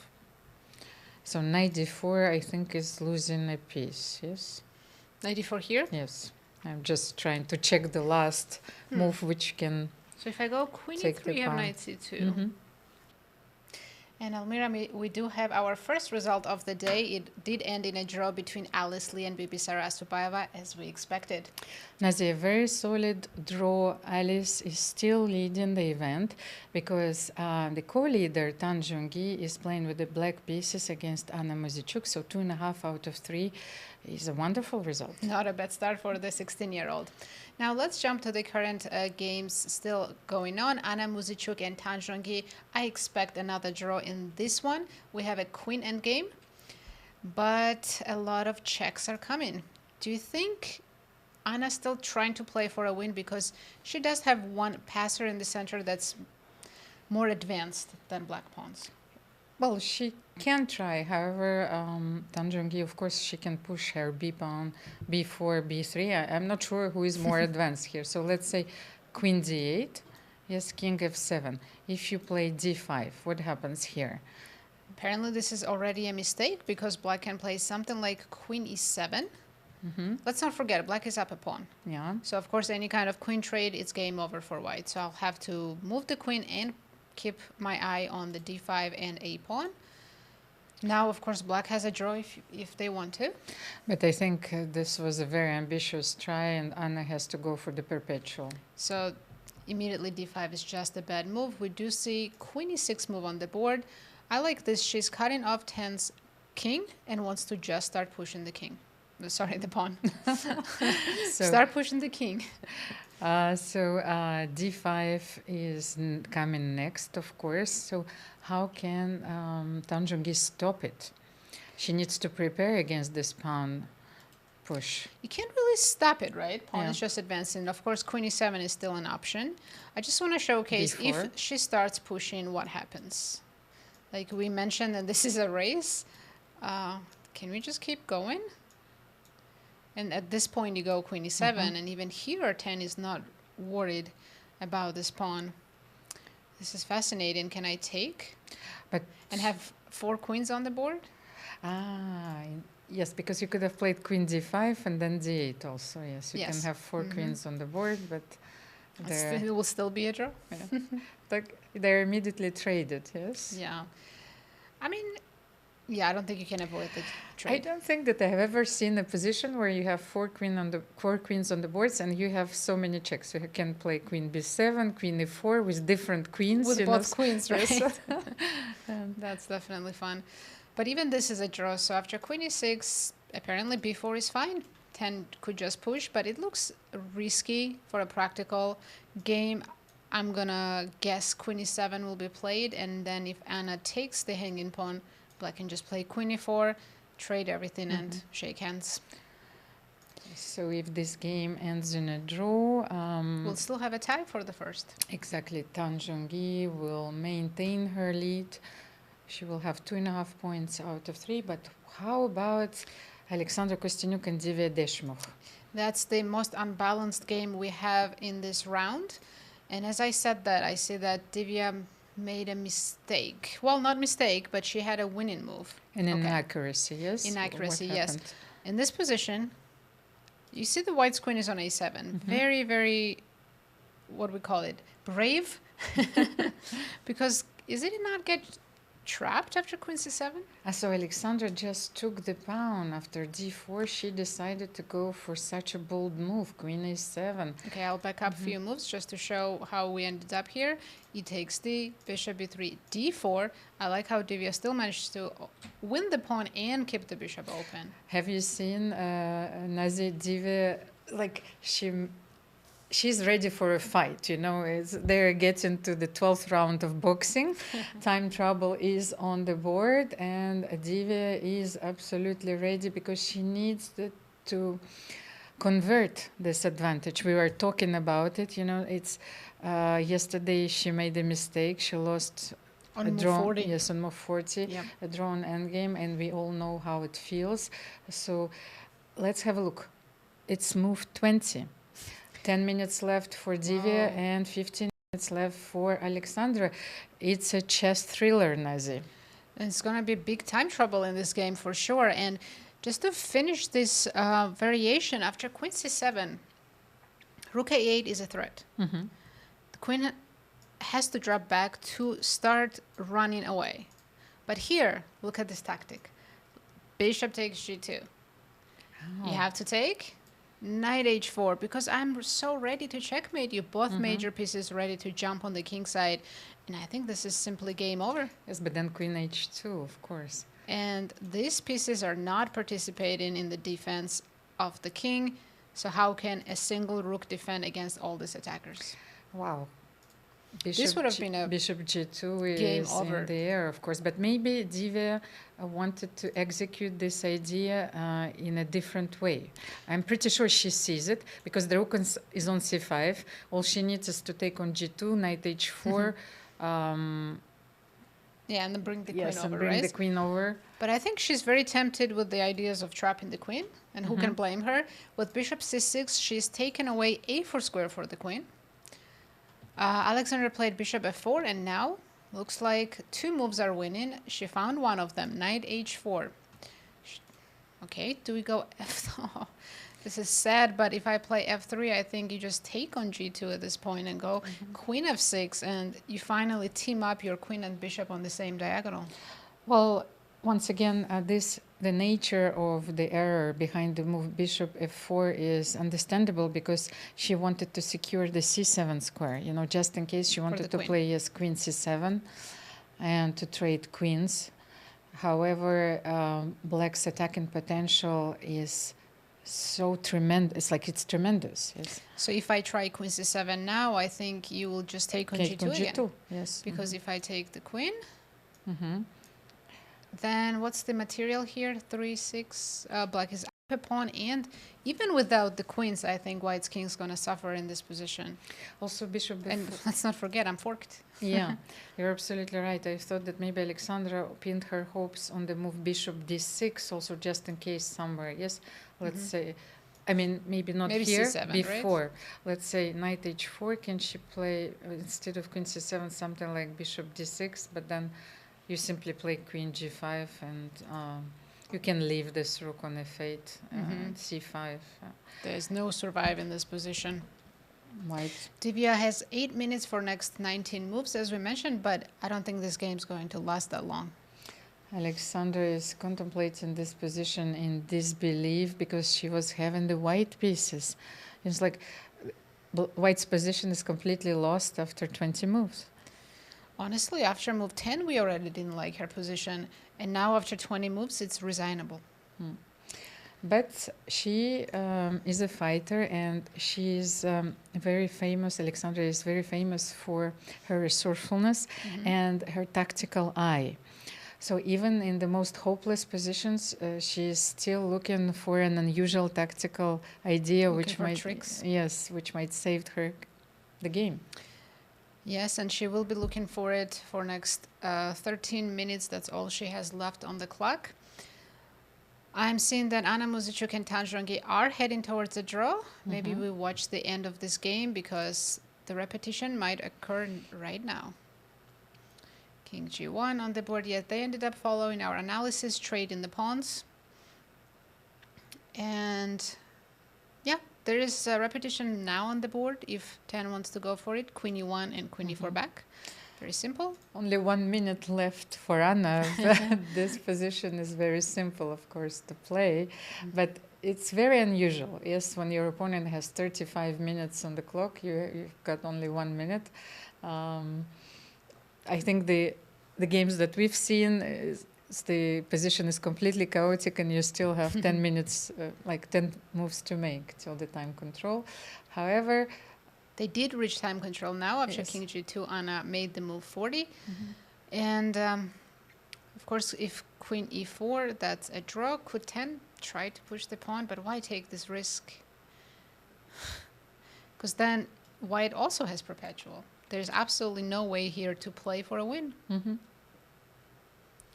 She likes to play. You know, during the World Cup, they played an all Chinese match against Lei Tinji.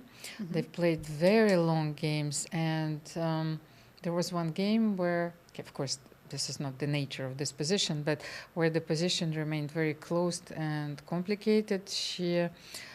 We didn't even know who is playing for a win between the two players. Yes, just both players wanted to play till the very end. And we love to see such fighting spirit, because when I was growing up, maybe it's a cultural thing or something. When you get such equal position, you just look at each other and you make a draw. It's maybe because of those noble ethical norms. Yes, it's a sign of respect for your opponent, of course. It's but now there are no draw offers, by the way. You can stare at each other as much as you want. You still have to find it through repetition to officially draw the game. By the way, I just wanted, while we're still waiting for a move. Yeah, I guess we can always jump back and catch the handshake if they decide to repeat. Because there are a lot of games which are in the time trouble zone, and for example, Humpy Koneru has only 9 minutes left against Carissa, and we have this structure on the board. Yes, those beautiful ruins. Beautiful ruins, but I like how Carissa's pieces are all quite active, and she's going for h4. How did we get to this position? I'll back up just a little bit. We looked around here and we didn't like Carissa's pawn structure. Let's see, g3, all developing moves, and knight b1, knight c3. Well, this is an interesting maneuver. Maybe it was a little too slow and gave black some opportunity to play for more. Well, as you can see, white's advantage is more static, and we all know that if black can't have any other sort of counterplay, of course, Carissa needs to look for dynamic options in this position. She needs to, first of all, to get rid of the weakness and to open the h-file. Then maybe king g7, rook h8 is coming, queen h3. Why not? Yes, you need to bring the rook to h8 and this wonderful square on h3. But knight on e2, knight f4 is still protecting, yes, the square. So that's maybe bishop d6 just to stop knight f4 from happening. But then I am leaving d5 pawn hanging. Yeah. So 10 minutes for Humpy for the next 12 moves. She still has to be accurate, but I'm just surprised that things have turned around so much in the last couple of moves that it's white who's on the back foot. Or maybe we were overconfident a bit, yes, about this position. We know that computers proved us very often in the lines when black take on f3, something like this, and white has a ruined structure, that you can play with it, even claim an advantage. So why not with black? Agreed, yes. We are so hardwired to evaluate bad pawn structure as worse that sometimes if there's dynamic play, those pawns don't really matter. Of course, if we take all the pieces off and transpose into a pawn endgame, then black would be lost, or even knight versus bishop. But and I think that one of the examples that can illustrate this the most is the line in the queen's gambit, where you play very quickly queen f3 and bishop g5, and you take on f6. And black defends this position, holds this position easily. With no problems, yes. You have this f6, f7, h pawn, yes, for the... like as long as the game lasts, and the position is very solid. Great. So we'll see if Carissa can find some more dynamic moves in this position. She got the pawn already on h4. That's about as much as you can do here until she manages to open h-file and look for checkmates. Nazi, maybe let's jump quickly to the game between Vaishali Rameshbabu and Stavroula Tsolakidou, because Alexandra Kosteniuk is still thinking. And look at this queen on g4. You wanted to bring it to g4 for a while. However, Vaishali decided to trade the knights on b3, and Stavroula has this dangerous passer, as it's like 2 squares away. White will have to keep a major piece blocking the pawn, which is not ideal. But can Vaishali actually create any threats on Black's king?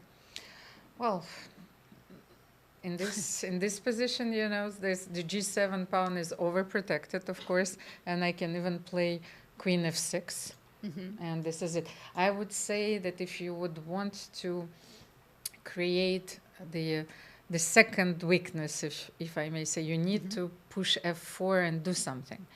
But it might of course, might backfire. So we do have a move. Stavroula played queen c7. She's looking at the pawn on c4. Maybe she will even sacrifice rook c4, depending on the position. For example, let me make some random move like a4. Can you try rook c4 and queen takes c4? Yes, because this pawn is so strong. You still have queen e2. Queen e2. Oh, yes. Queen's coming back. Yeah. And at some point, I think that I wish this were not doubled. Yeah. If only this could go to c5 or even a-file, I'd be much happier. But it's a very interesting idea. And maybe if your knight would have been on c5, I think this is which can't be arranged now because we will lose the pawn. All right, after queen c7, well, I don't think we can avoid giving up the c4 pawn. Yeah, it's just no way. So you have to let this happen and then take the b3 pawn. Yes, maybe then you prepare it. Let's say if you play queen e2, you take knight c4. One more idea. Can I try b5? If I manage to open up c-file, I might have some chances, you know? Ah, yes, b5 takes, rook takes, yes? Managed to open one file that I'm controlling for now. Maybe some rook b8, knight c4, or rook c8. I think it's a very interesting practical chance. Then if my knight goes to f5, you will be able to jump to c4, yes? Double checking that I'm not blundering any mates. Knight c4, not yet. Not yet, yeah, I have to defend one more time. But now I will play queen g4. And I have to go back. Yes, that's the way to maintain the balance here. Because if I play f6, I think I'm... Yes, white is getting better here, maybe. I'm queen somewhere, queen d7. d7. I cannot play rook c6, but can I take on h6? I was not sure. You can, but this endgame, I don't know what's going on here. This pawn might be very strong. Okay, so yes, I cannot take on c5 and knight e3 because it will be followed by c4. But yeah, this idea with b5 for black, I think that's the way Stavroula can try to play for more. Considering that Vaishali has 6 minutes left for the next 11 moves, that would be the perfect time to do this. But we do have a lot of moves happening in the game between Alexandra Kosteniuk and Divya Deshmukh, so we need to jump right back into that game. And as we can see, all our analysis came true. And probably there was nothing better in this position than to go for queen c7, trade queens, and here I think that Alexandra will have to give up an exchange. Is there a better version? Let's see, bishop c7? Okay, let's say rook somewhere. Rook c8. I mean, you could take on e1 and take on d3, but we then the pawn calculated hangs. this as well, yes. Well, I'm worried. Am I not made it? I guess my king runs, right? No, but if you take the rook on d8 here, yes. Yeah, take, and I was thinking, let's say, check maybe? King f1. I just want to checkmate somehow here. right? I should be able to knight. Oh, I don't have rook g5. Yes, but Your if I bishop's take on stopping me. b6, then Yeah, maybe yeah. you have it. Yes, so it's like, let's say, I think Let's that show this here there is a mate. mate probably somewhere. Or Rook g5. at least I have the windmill, right? Mm-hmm. Where is the mate? Take. Check. Oh, there should be. There's gotta be mate somewhere. But you need to play knight f3 Sorry, at some rook point. g4 was a mouse click? Yes. Misclick? Let's say knight f3, of course. And? And maybe knight g1. Uh-huh.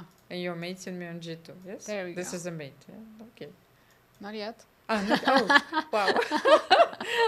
But okay, now it's gonna be Now mate. it's mate. Yes, yes, I thought, we it commentators are looks like getting it. tired. Yes, I thought it looks like mate. Yeah. No. So even after bishop c7, So you think that it can knight still get a1, checkmated. yes. Yeah, even without queens. But let's look at rook c8. But bishop b6? And now rook g5. Oh, okay. Yeah, this should be So hopeless, right? king somewhere. You need king h2, then you simply take, yes, knight e1. But problem is, yeah, I can't take with the king because of the first rank, right? Mm-hmm. Rook g1. I have to take with the rook, and now my king is still in danger. This is incredible. This king can't catch a break. So rook e8. King Maybe I d2. simply have to go for this endgame. And just take on yes, h3, take on- right? And just push the h pawn. Mhm. But I think even this is... okay. No, I was but- going to say I have something, but now you put the pawn on bishop on g2 and that's it. Of course, but you cannot even keep the two bishops on the board because I will play bishop b6 and the a2 pawn is fallen. So Divya is completely winning here. Yeah, and Alexandra down to her last 3 minutes. With still 17 moves to go until time control. I think she knows that she's lost and she's just looking for any tricks that could possibly happen, because in the current position, if you look at this, my bishops look pretty and I have some dreams, but none of that's gonna come true. There's no weaknesses, nothing. So I have a dream, Nazis. So, but bishop d6, maybe that's your best practical chance to keep the dark square bishop, yes, and to play Maybe. this position. She did play bishop c7, and now I'm curious to see which option Divya goes for. Both winning, but it depends on your preference, right? Yes, and I can see that Divya knows, of course, that her position is winning, but all those emotions can overwhelm you. Yes, and there are so many choices, as you pointed out. So you want to be precise. And Divya actually has 8 minutes, yes, on the clock, so she has enough time to find out and she has chosen rook suggest- c8. And rook g5 is Bishop b6 quickly played. Yeah, we expect rook g5. It's not the only move, I'm sure, but it's the most visual move, right? Rook g5. Yes, rook g5, and of course everything comes with a tempo. It's like rook g5, knight e1, check, check. And pick up h3 pawn and then just run with the h pawn. I think this is one of the positions where you can analyze it like Hikaru does. Yes, take, Yes. And what a great comeback that will be for Divya, recovering from yesterday's painful loss against Alice Lee to defeat former world champion with the black pieces. And that would send Alexandra to Long Castle. Long Castle, yes, that's what we call 3 zeros. I can't even remember when Alexandra started the tournament with 3 losses. You know, she's having wonderful results recently, and she crossed the 2500 once again. Yes. It's like, I think that, by the way, Nazi, you asked me this question about 2600 barrier. I think that only 6 players crossed it. And actually, Anna Muzychuk is one of them. Yes. Yeah. And Kosteniuk one of them? No. No, right, she's Alexandra very close. Goryachkina. So you have Huyefan, of course. Humpy Koneru is playing this event. So it's like this barrier is still somewhat of a glass ceiling. It is, yes. 2600 barrier. But And rook g5 is on the board. And Yes. so is king f1.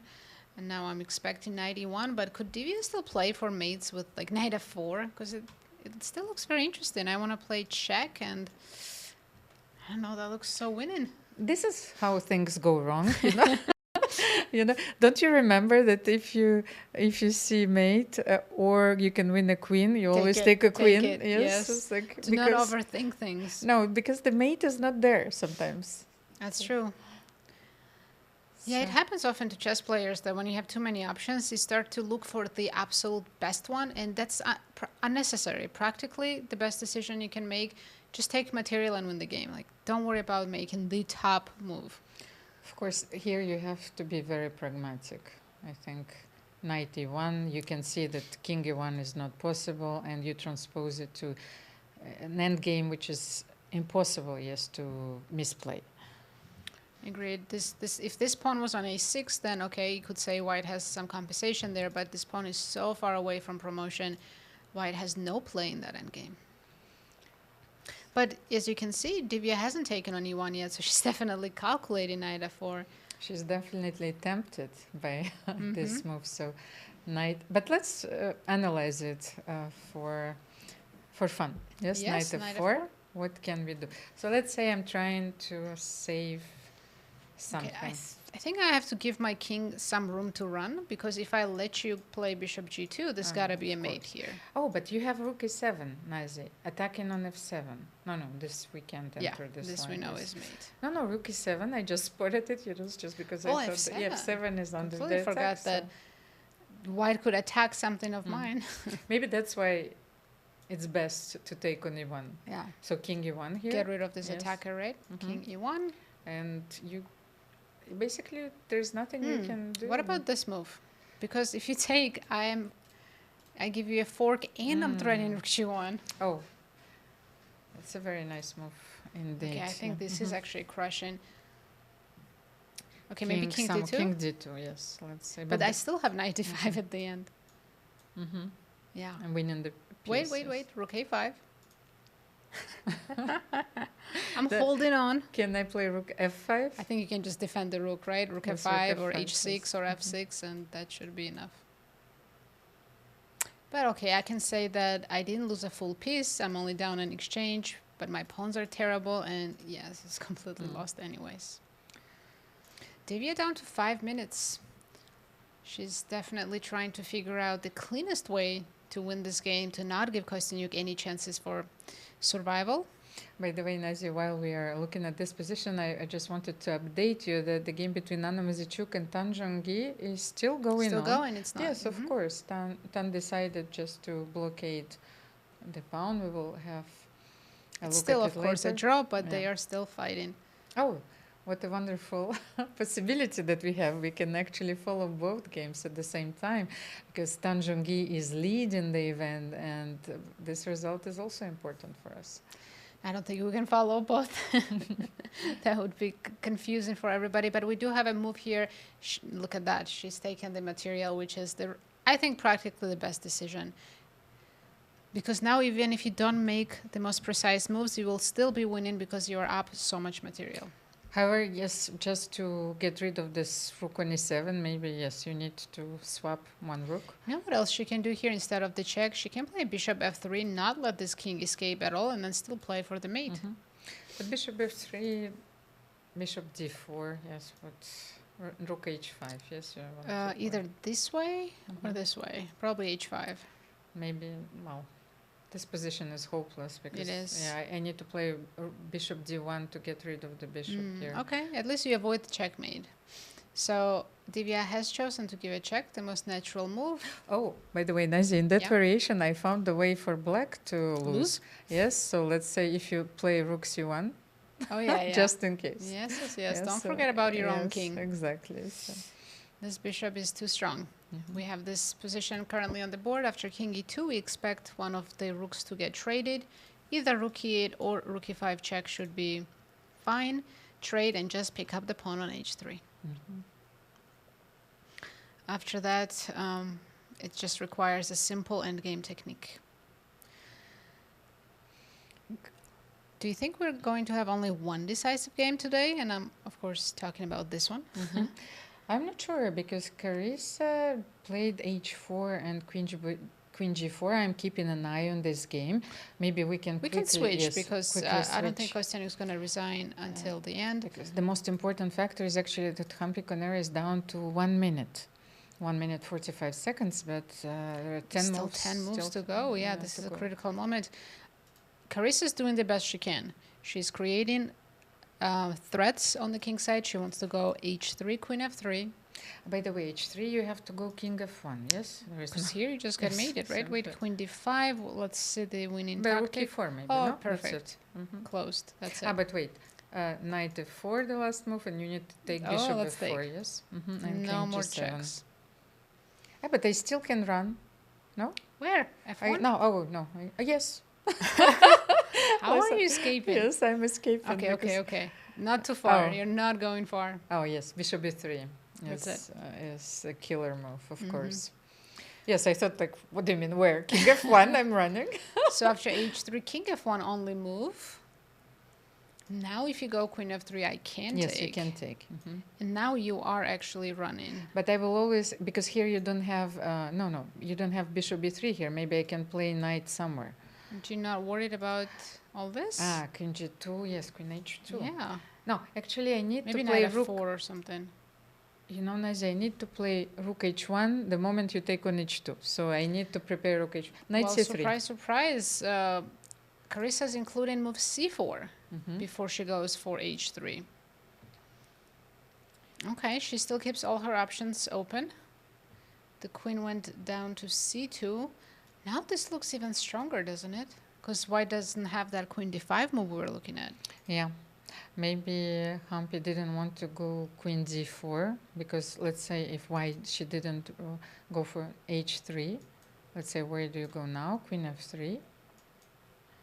I'm still going to d5. Yeah, and queen d5. So maybe queen d4 was maybe it was the better choice. A bit more precise, yes. And we do have this position. Now, okay, mate. There's no mate threat, but queen is coming in and picking up h2. So what can white do? By the way, Carissa looks like she thinks she's winning. You know? She has that. I think that Humpy maybe wants to prepare. Let's say if you play knight c3 here. What she play? She played knight d4. Knight d4. But just in case. Also good. Yes, queen g2, king e2. So you cannot take on h2. That's just a ghost threat. The queen is lost all of a sudden. So knight d4 is a very good defensive resource. And she closes the d file. But can I give... no, not check. Such a crazy position, and the Valbar saying triple zeros. Oh, no. I was looking about... I was looking at queen g2, king e2, bishop b5, but you can still go knight f3. Yes, the king looks very safe now. Oh, wait. No, rook d8 isn't check. Then maybe rook d1.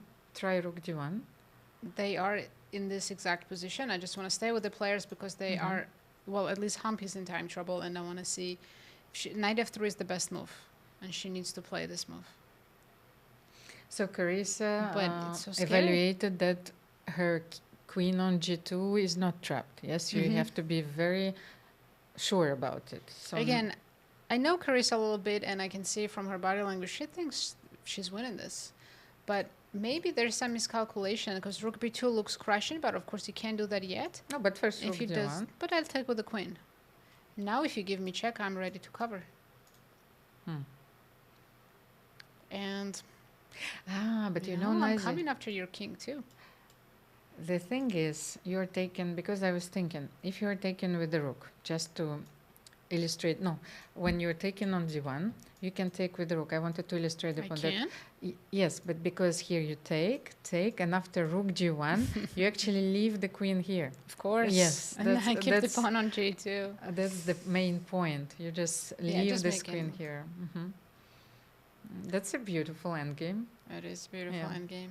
And I don't think... But let's check this. You take on g2, Yes, take on g2, so something like knight g1. Oof, depressing. Yes, we need to demonstrate how. Thing is, I can't are even you do this winning? because I think your c pawn goes so fast. Let's say Yes. f5, king f3, c3, But- and now c2, and I lose the knight.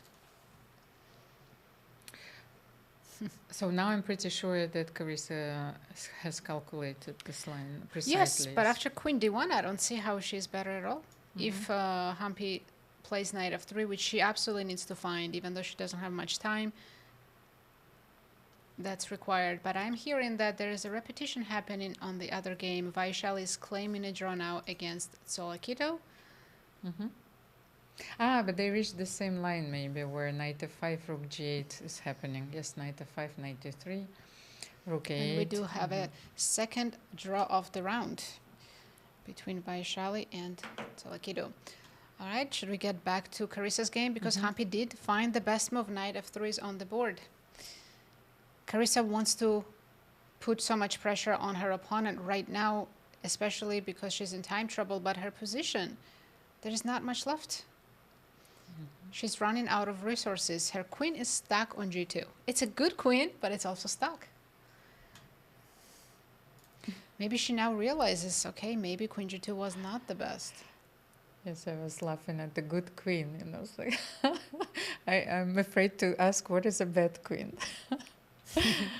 And I'm going to back up and show you this moment where she played bishop e5 and allowed knight f3. Maybe she had this interesting move c3 threatening rook b2. Yes. So And the idea is if you take, now I will pin you with bishop e5 and you're not able to go knight f3 anymore, and looks like black is winning here. But why are you winning? Is this simply because you will take on h2, come back and play get a new h2? queen? Yes, because is this one of those spins? Or also because I'm opening up e-file maybe and actually playing for the mate. Okay, so let's see. c3 was so of course white cannot touch this pawn. But I still can't go knight f3 right away because of rook b2 is hanging. So this would have been a great test for Humpy with almost no time on the clock to find some defensive moves, maybe rook b1. But this keeps your queen free. You can just attack me from different sides now and keep your game going while having this strong pawn on c3. But maybe now I can take it, you know. On b4? No, on c3. Because like okay, as I'll long switch as to a the different queen pawn. yes, is no longer in g2, I think maybe she was afraid to lose it. The thing is, king is still in the center. This is very dangerous for white. She wants to keep it as a joker for later. But you can see in the current position, Carissa is not very happy that there is no good follow-up for her. So let's say rook d1. Yes, okay. You know, those situations are very dangerous that you might forget about the rook on d8. Yes, so you need to Honestly, take it yes, first. that's happened to me before. You just Is this anything? I just want to, because if you take, I want to get some rook b2 check, but you always have rook c2. Yeah, I don't see anything working here for black.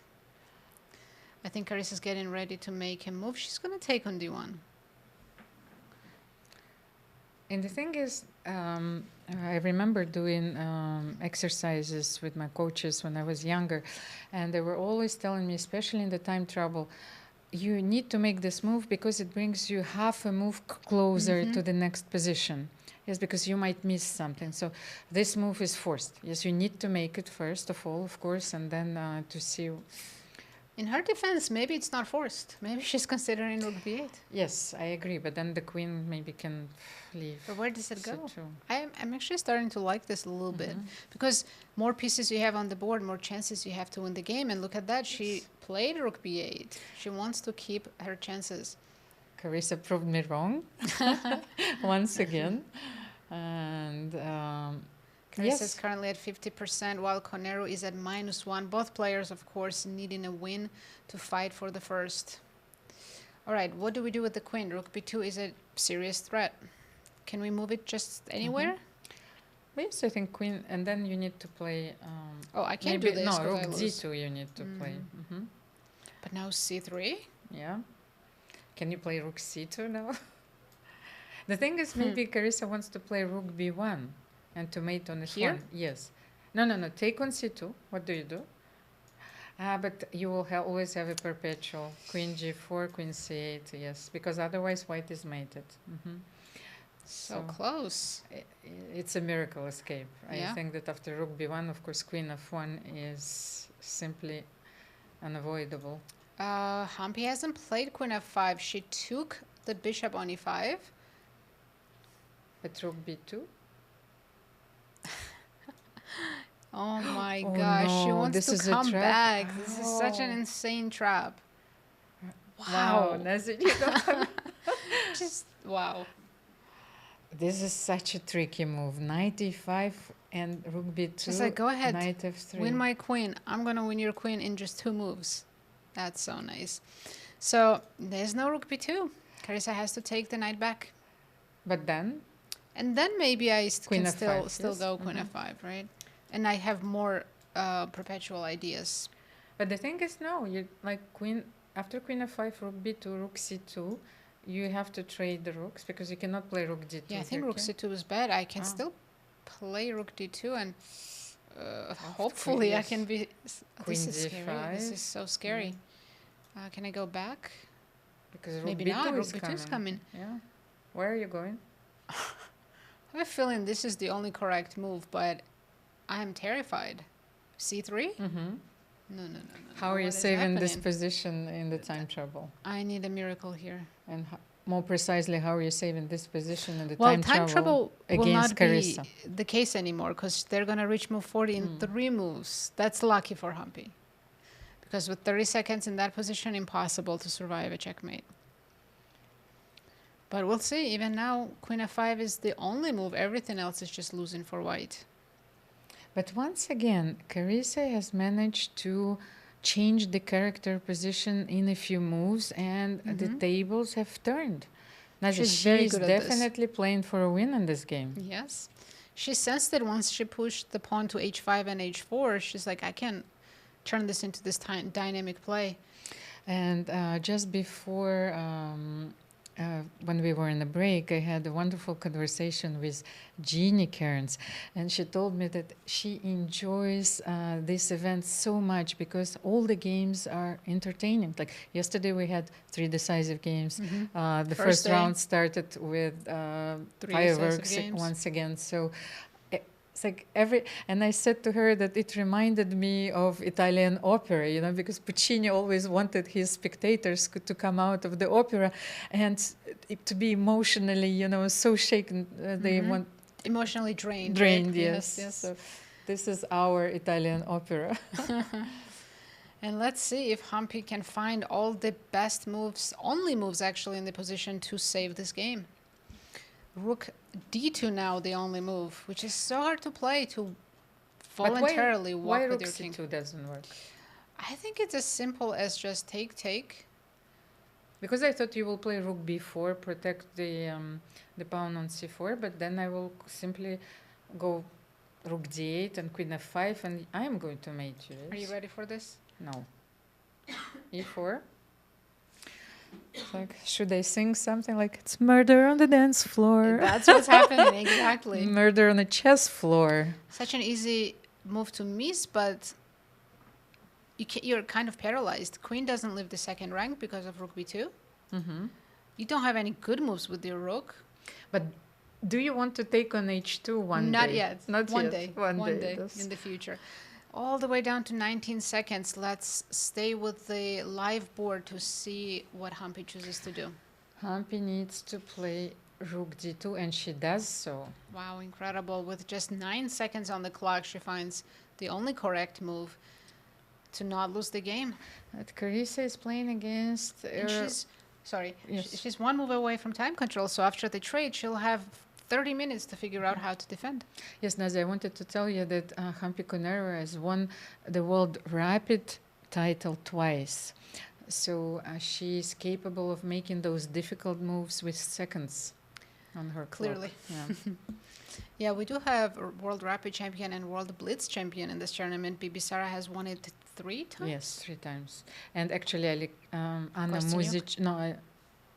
Muzychuk, she has Blitz and Rapid titles as well. Yes, I remember that. She won both. So I'm not sure that you should go into playoffs against those people. But actually, it's like, who are you playing the playoffs against? Kids? I don't want to play against Alice Lee. No, I've played playoffs with Alice Lee. It's no fun. Yeah.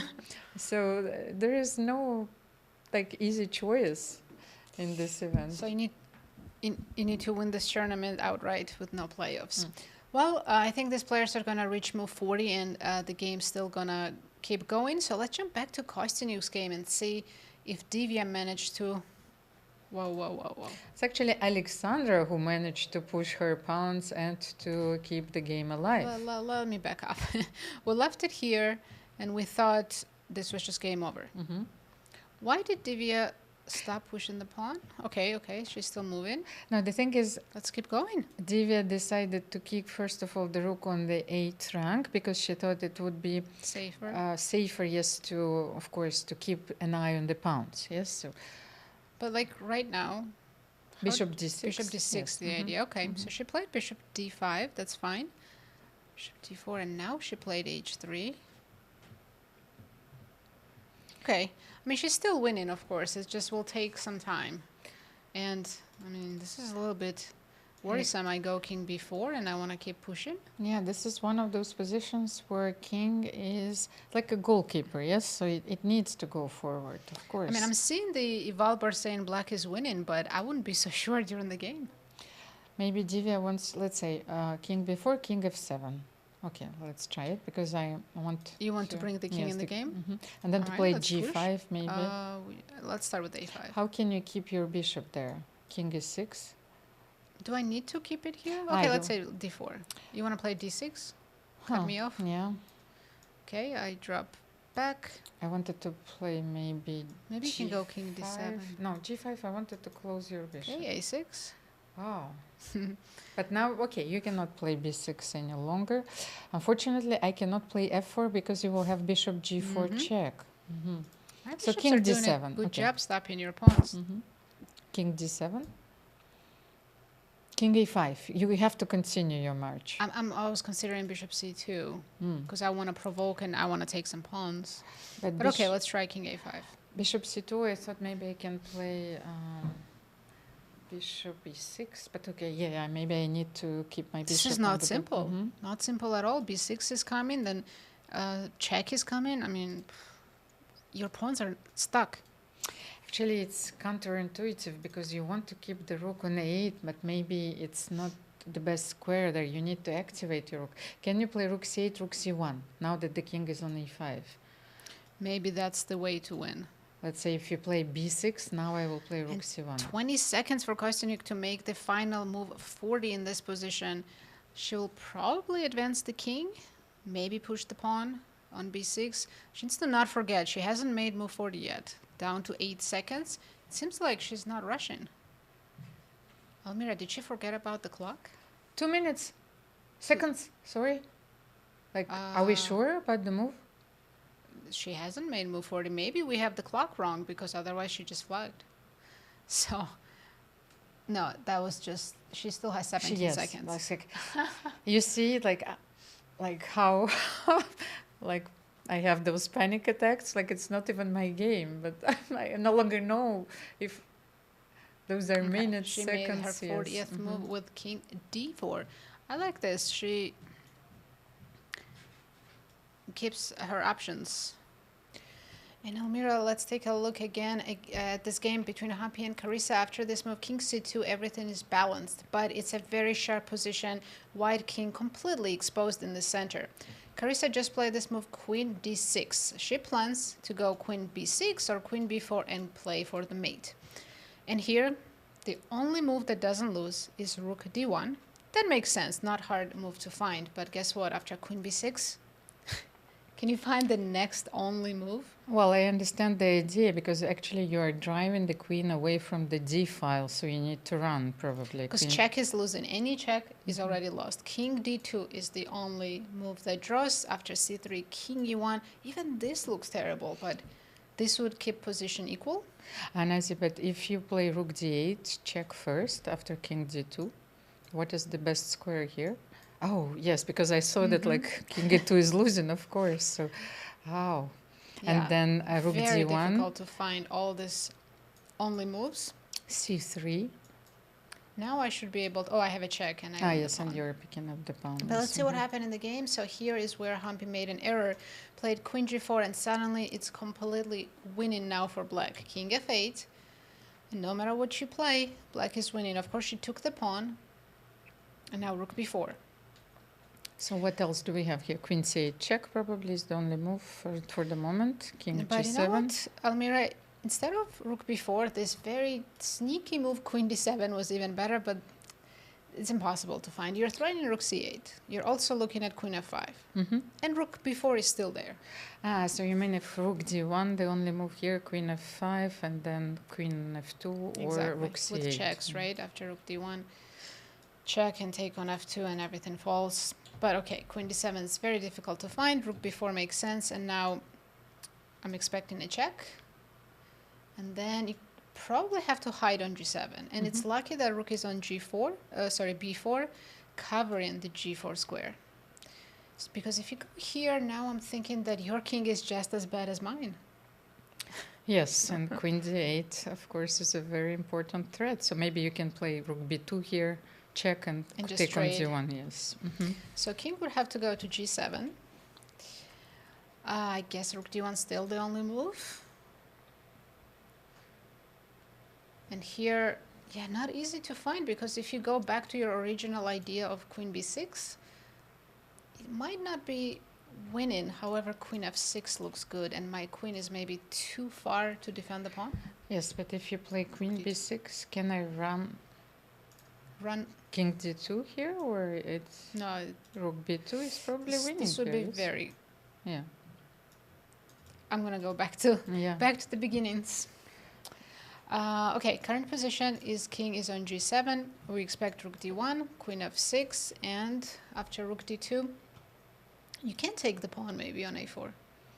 By the way, only 7 minutes left for Humpy in very complicated positions, like so, because you have almost an open board. Yes, you traded so many pieces, so you like this geometry appears on the board, like the queen side is almost empty. Yes, so you have to calculate all the checks.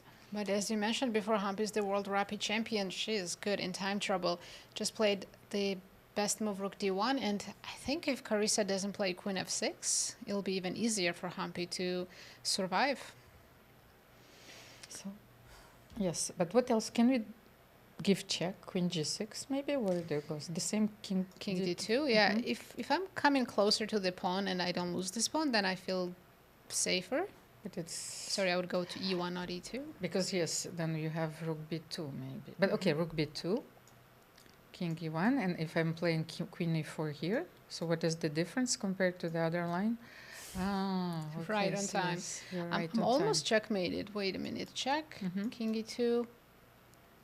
Because you have queen g4. I don't even yes. have queen g4, yeah? No, I mean with white. If queen h1, yes, then queen then g4. White might checkmate first, right? Oh, wow. So critical moment for Carissa to find queen f6, the best move in the position. How is Kosteniuk doing? She's still surviving in that endgame. Let's jump to that game, since I think Carissa will take her time in this position. Nazi, you will be surprised. Look at this position. You have the king on b4 supporting the pawns a5 and b5 and the bishop on a4. So I think that Alexandra prepared the move a6 and b6 with check, of course. So we need to parry this threat. But I like how Divya brought the king over all the way here. I think she is going to stop the pawns with her own king. Like she can put the king somewhere near the promotion squares and free the other pieces. Yes, but you know, you are missing the rook on the second file. Or on the first file, you need, on the first rank, you need to get to the bishop on h2. But can we start now? Let's say rook, well, c8 or e8. No, I can go to e8. Yes, yes. But that's the problem. But then if a6. I go here, a6, yes. and no, this is no, terrible. No. We know that a6 is going to... Maybe bishop d5 first. Get your bishop out of the way. I think she just made this move. Okay, and now if I give a check? Then king c8, probably. You want to go there? a6, king b7. Oh, right. And now I can no longer play a6. Well, that shuts everything down. Yes, exactly. So with the king on b7, now you can play, now you can activate your rook, rook c8, rook c1. This should be rook very easy, or you h1. can also just start somehow pushing the pawn. So f4 is good enough, it just completely kills the bishop. So bishop d5 was a crucial move, and the king just needs to make it to b7. Can I start with this move? And wow, I'm hearing breaking news that Carissa did not find the best move. Queen f6, she gave the check, queen g6, which was a very logical, tempting move. But now, game is back to equal. There's two moves for white to consider. Of course, rook d3, you don't want to pin yourself, and you don't want to go to c1. King d2, on one hand, is a natural move. You're getting closer to the pawn, but you are allowing rook b2 check. So maybe king c3 is actually more playable. No, I think that even if you are inviting black to play rook b2, you need to run. You need to run Because for your here, life. yeah, there's so many other ideas. Well, we'll see. Humpy has 6 minutes. So king d2, and after the check, just hide on e1. But actually, Nazi, we completely forgot that after king d2, maybe Carissa can take on a4 with the idea Free of... pawn? Yes. And then rook a2 and push the pawn. Start pushing the pawn. Yes. You know what? You are also leaving this pawn. Yes. I forgot the pawn on h2. Yes, yes, yes. We need to be more precise. Pardon my French.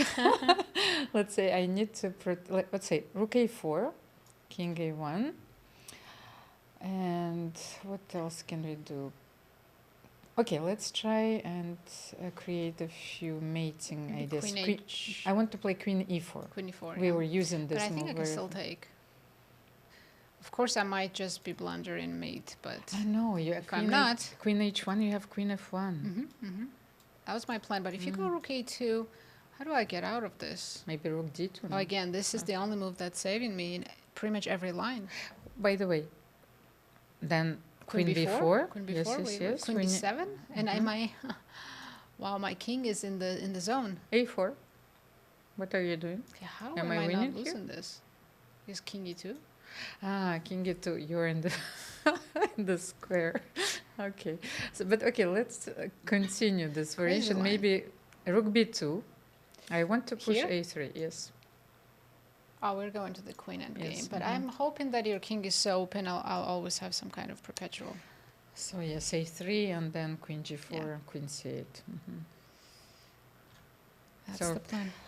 the thing is that Down to 4 minutes, though. This is second time trouble for Yes. Humpy. this game is far from over because there are so many hidden motives as well. So Humpy needs to find the only way to bring her king to safety, of course. So king d2, king e1, and then maybe king e2 at some point. And always have this rook d2 available to cover the second rank. But yeah, it's so easy still to make a mistake here from white.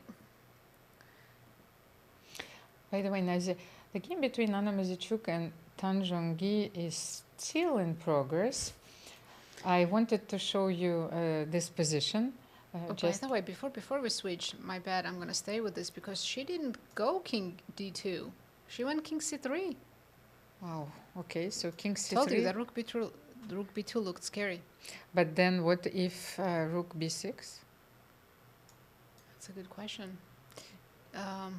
She wants maybe now to go king d2. How is that But it's different? the same, yes, Still it's rook this. b2. But probably she forgot about this idea that like... but now you're not taking on a4. True, but I have a very serious threat. Okay, do we have another move than rook b6? You can take the pawn now if you like. Yes, let's take rook a4 here. But then, who's the one attacking? No, I don't think Carissa is going to allow rook d8. So that's why Humpy started with king c3. She wants to keep the threat alive. Yes, rook d8 is creating a dangerous threat of rook g8. Also this move, like queen b6.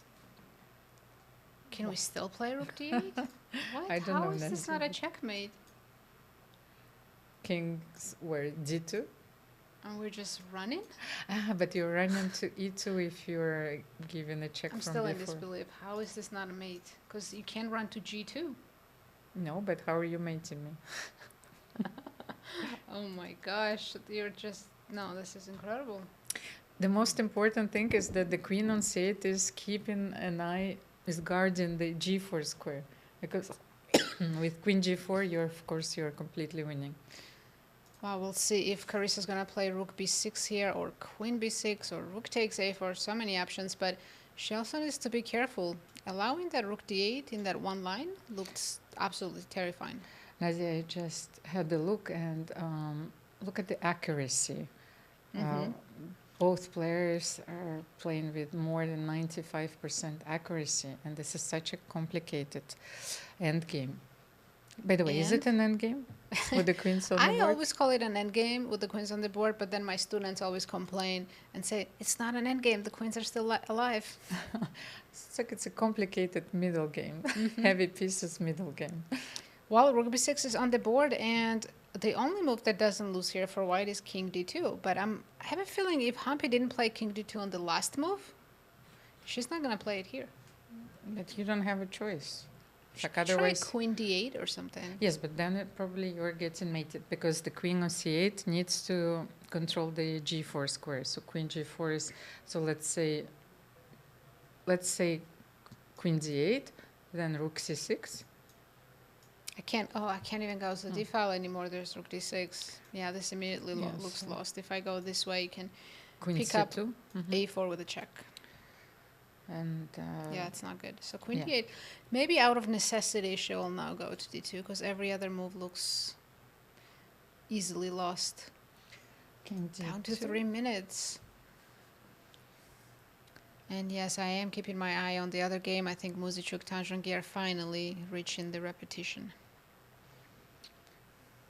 I'm just curious to see because this next move can be so critical that it decides the result of the game. Of course, and we should probably stay in this game, or we can quickly have a look at the game between Alexandra, Kosteniuk and Divya Deshmukh, because Divya surprised me. She played rook d8. Sorry, Almira, but Humpy's down to 2 minutes and okay. 40 seconds, so I think I'm gonna stay with her. Look at her body language. I think she might think she's lost. She certainly looks worried, but I wouldn't say so because there are only 2 pieces on the board, so you really have to be very precise here. If she finds rook d8, then she will save the game. I mean, king d2? I mean, no, Yeah. in the late, yes. Where did we? That was a different line. was a I don't think different- it's going to happen anymore here. Yes, Oh, she found it. The best D2 and is- only move is on the board, king d2. And she stays alive. Okay, I have other ideas for Carissa. Instead of giving the check, I'm going to start with queen e4. Okay, so if king e1, then you simply continue with rook b2, yes? I was hoping maybe queen f3 first. I'm getting closer and closer to your king and the pawn on f2. Where is the idea? So you want to play rook b2. Now I want to play rook b2. But I need to play rook d2 at this moment, yes? So how do I do it? If I play... I need to be able to come back, right? But if I play queen d8 here, with the idea of giving a perpetual... Maybe I can jump to the other side? Oh, rook Which f6.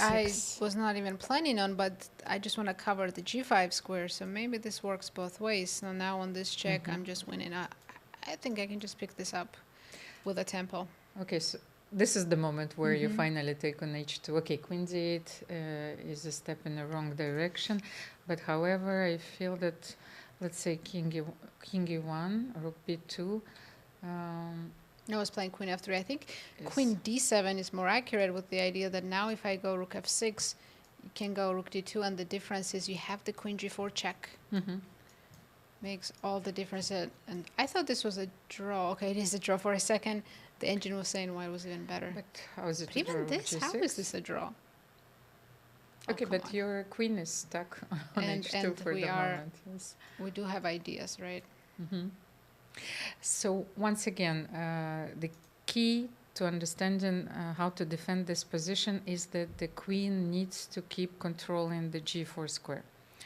Yes. First of all, to avoid checks from g4, and also to be able to give a few checks of its own and to hope for a perpetual. Absolutely. If you lose this idea, I think white's just lost. And let's jump to Anna Muzychuk and Zhongyi because they are repeating, and the game that we called a draw maybe 2 hours ago is about to finish in a draw. But kudos to both players because they used all the resources, I think, in this position, in this dry endgame. They really tried everything. Pawns have gone as far as they can go. Wait, is Tana winning the pawn? No, there's queen e3. Okay. Yes, and it's like if you win the pawn, you might win the game. No, you can win. There's queen a4 check also. But what happens here if I play b2? That's a very good question. I want just to try another line. I think d7 would lose. d7? It's still not lost? No, I think let's oh, say... okay, there's queen b6, queen b6. Wait, this is a draw? King g7. Yes, but now you have to find the draw, yes? But I think it's easy because I just... Yes. It's already a perpetual. It's perfect setup. Yes, and I cannot go forward.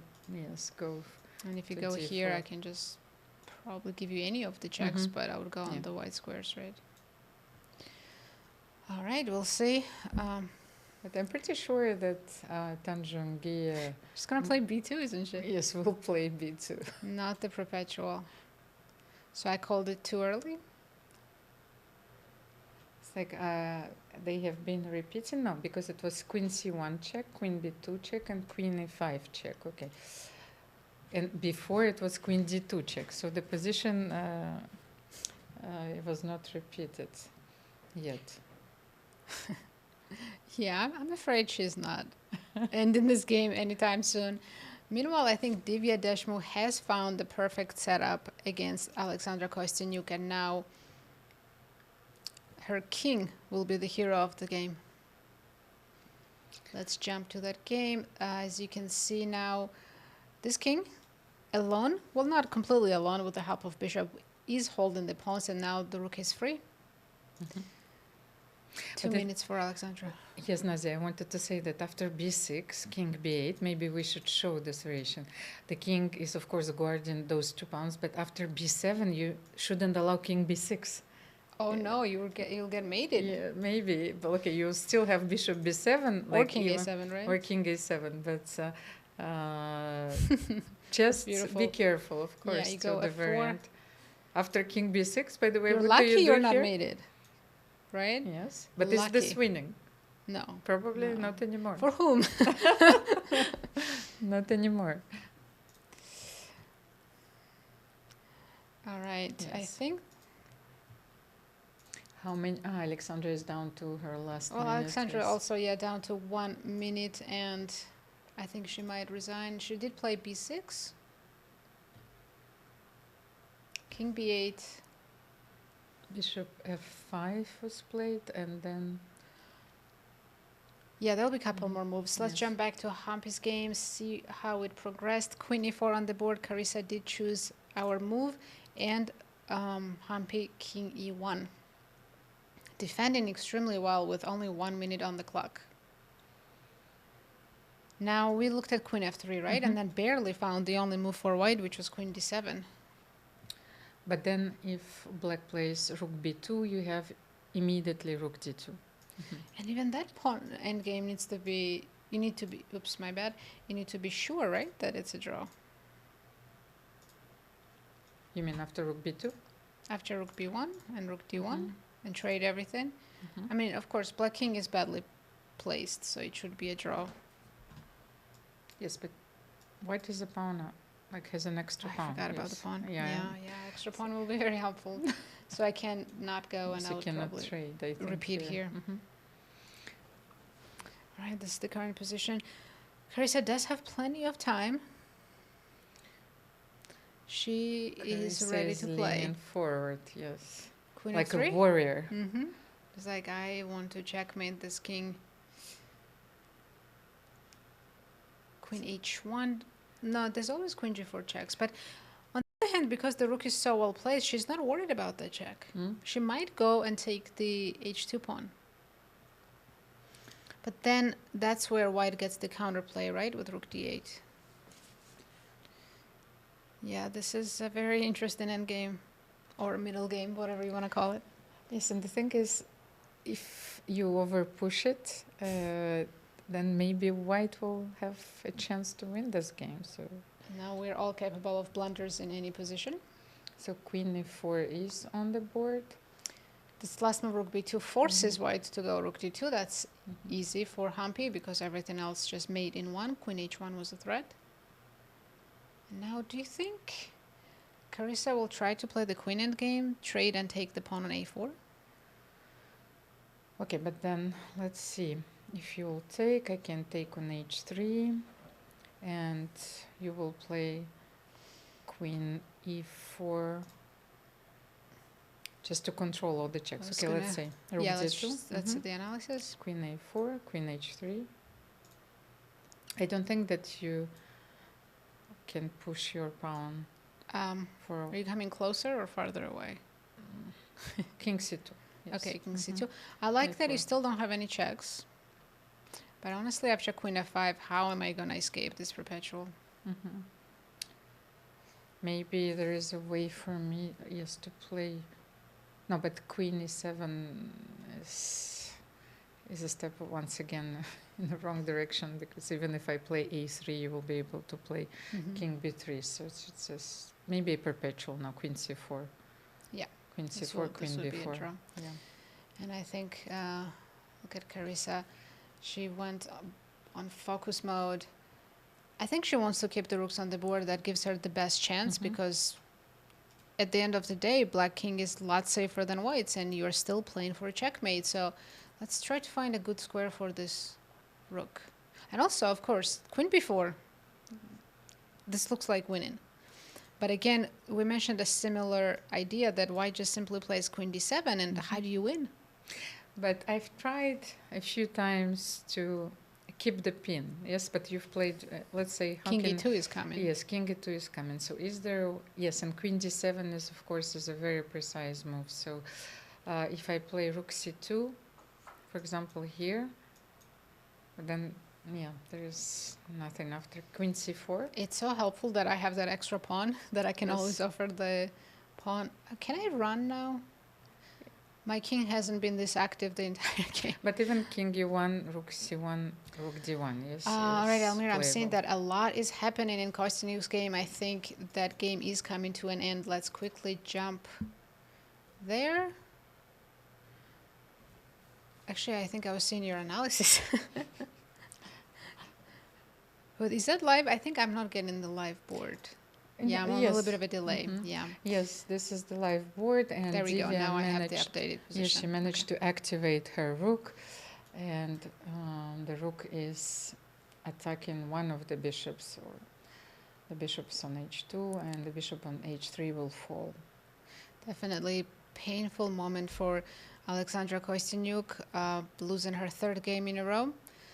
But that's chess. The great moment for her opponent. Divya Deshmukh bounces back after a terrible loss yesterday against Alice Lee.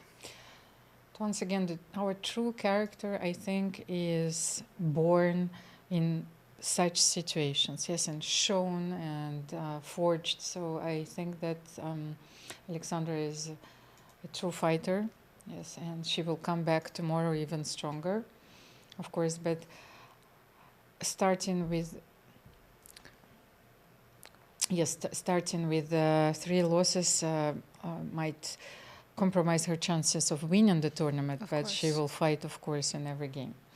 Yes, she'll be back fighting, and we will get to interview Divya and ask her how she feels after bouncing back with a win. Well, let's go to Anna and Tan's game. I think I see that white's still not a draw.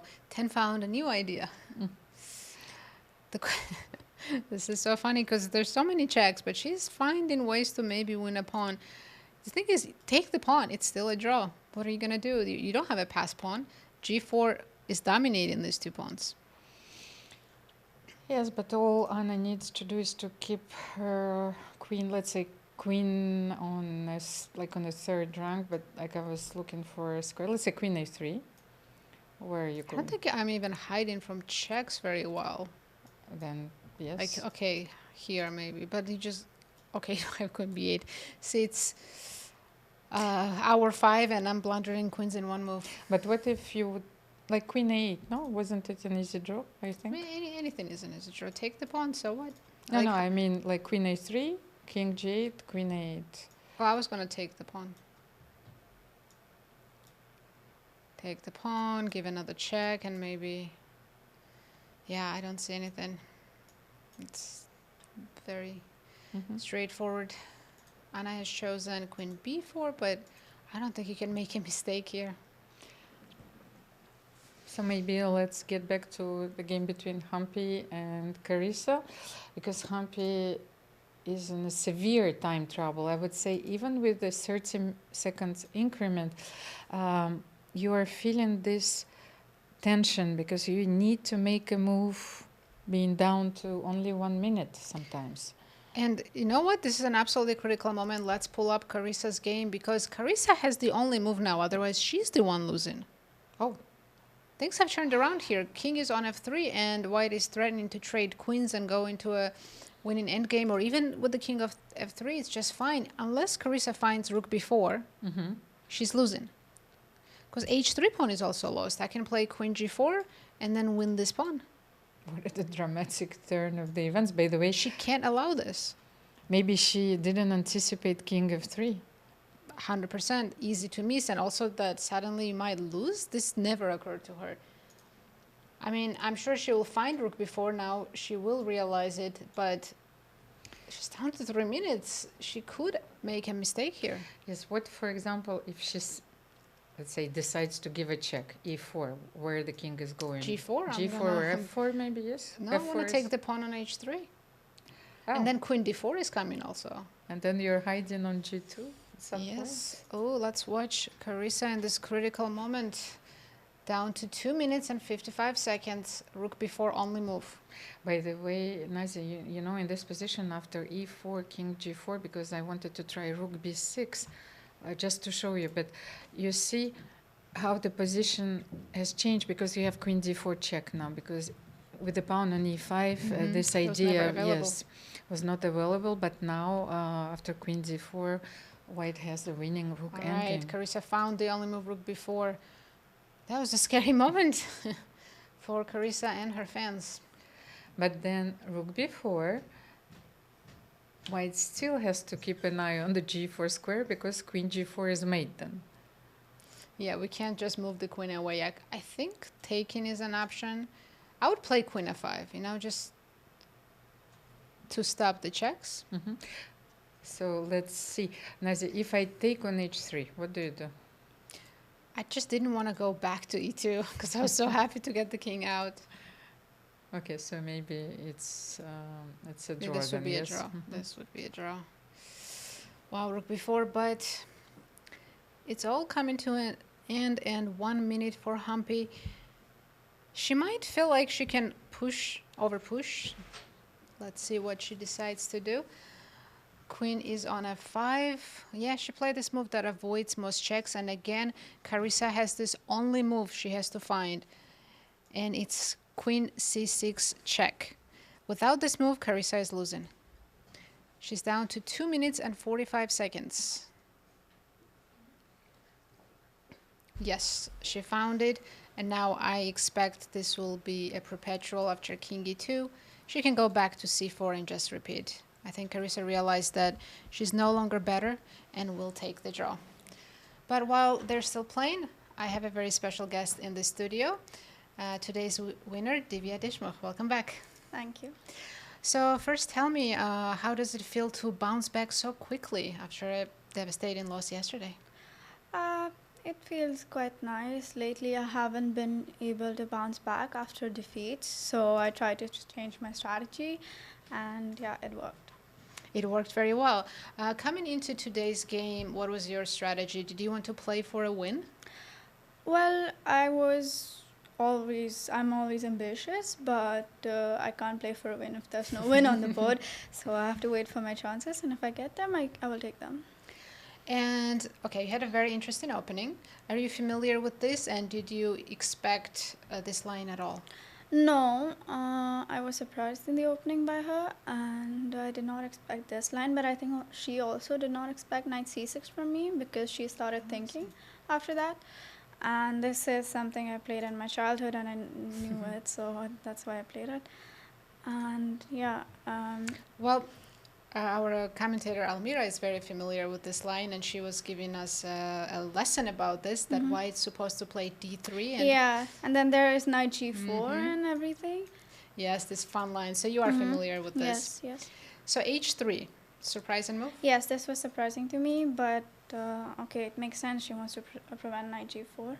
But I think it's just a bit slow, because black gets counterplay very fast in this line, and white needs to finish developing so that he can be ready for it. e6 was very strong. You are looking at f5, possibly d5, and here, I think after move 9, you're already better. I wasn't that fond of queen b3. I could realize that it's worse, and I just tried to play in the most practical way. Yes, it did seem like all your moves were very natural, and let me jump to a critical moment. Once she played d5 here, she's improving her position a little bit. Yes, I actually did not see rook e1, like I did not consider it very seriously, because I thought I had d5 and then I can just take the d4 pawn, but then I saw that she has bishop f1, knight d4, queen a4, and suddenly it's me who's in trouble and I have to be careful. So yes. I wasn't really happy when this happened. And yeah, after d5 it seems like she's stabilizing, and I couldn't find a direct way to I don't know, get an advantage, so I just decided to slow play it. I think you did a great job bringing the rook out, and then you still managed to take the pawn and still keep the open bishop. And after this, I'm sure you were hoping for some kind of sacrifices. Yeah, I just wanted to throw my pieces to the king side and hope for the best. And it all worked out.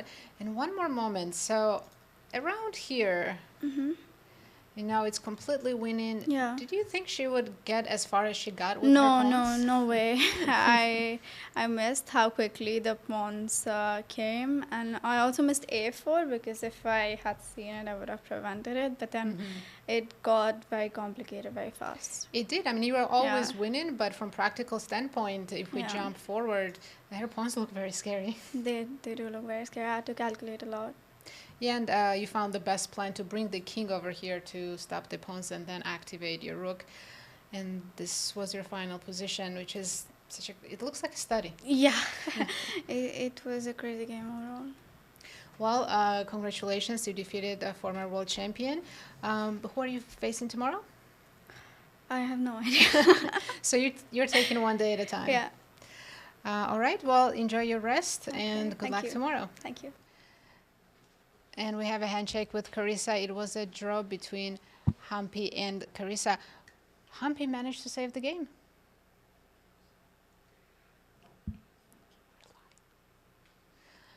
And this is Anna Muzychuk and Zhongyi is the only remaining game. Let's jump to this game.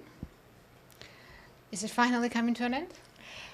Well, if you would have told me that this would be the last game, you know, to still be in progress, to conclude our round, I would never believed you. But here, the players are still finding some chances to keep the game going. I think they're going to be calculating an opponent game until the very end. Would you take here? And okay, I mean, there's not much to calculate, but I don't know. These players are really trying everything possible. By the way, Nazi, this is just for the fun of it, of course, because Divya just shared her thoughts and her emotions after the game against Alexandra Kosteniuk. But can you pull the board on your screen, just the last moment? I You think that they're going to make a draw? I think we have to stay in. Yeah, we have to stay with. Because I found a beautiful mate for white. There, just like, of course, you have to. There we go. The queens come off, and I don't know what Anna is saying. They were talking to each other, which is interesting, because you're not really allowed to talk to each other. Also, Ted doesn't really speak English, so I'm very confused. Tan looks exhausted. It was a long game. But does Anna have anything to worry about here in this endgame? Yeah, she has split pawns, but unless you blunder one, it's a draw. And there's just an opposition, right? Let's show it. So she can play, let's say, king g2. If you take on h5, I've got king g3. So you probably start with f4. And then I can play any move. You take on h5. I can even go to g2. Just, this is all I need. And I think they're reaching this position now. But what if I decide to come from the other side? Let's try. You're going all the way here? Yes. Of course she's going to try this. So after my move, let's say king g3. Maybe I could play, yes, but then you will I'll play trade pawns. yes, h4. Yeah. No, start with f4, yes, okay, and go king back. g6. No, maybe, yes, you have to wait. King f5, king e2, king e5, king d3, king d5. Yes. Okay.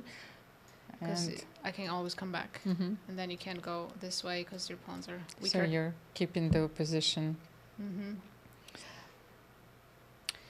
1 minute 45 seconds for Anna, but she's just double checking everything. Funny thing is, I think f4 is the easiest draw, and yes, she found it. It's a pawn sacrifice, but if you take, I go king f3. All you have to calculate is this check. And king h4, king f4, and it's a draw. But it's a hard for draw. Yeah. Indeed, but it's coming to an end. So today we had only one decisive game. And the draw is on the board. Can you believe this was the last game that ended in a draw? We expected this to be one of the first. But you're right, Almira, only one decisive game. I'm in a bit of a shock.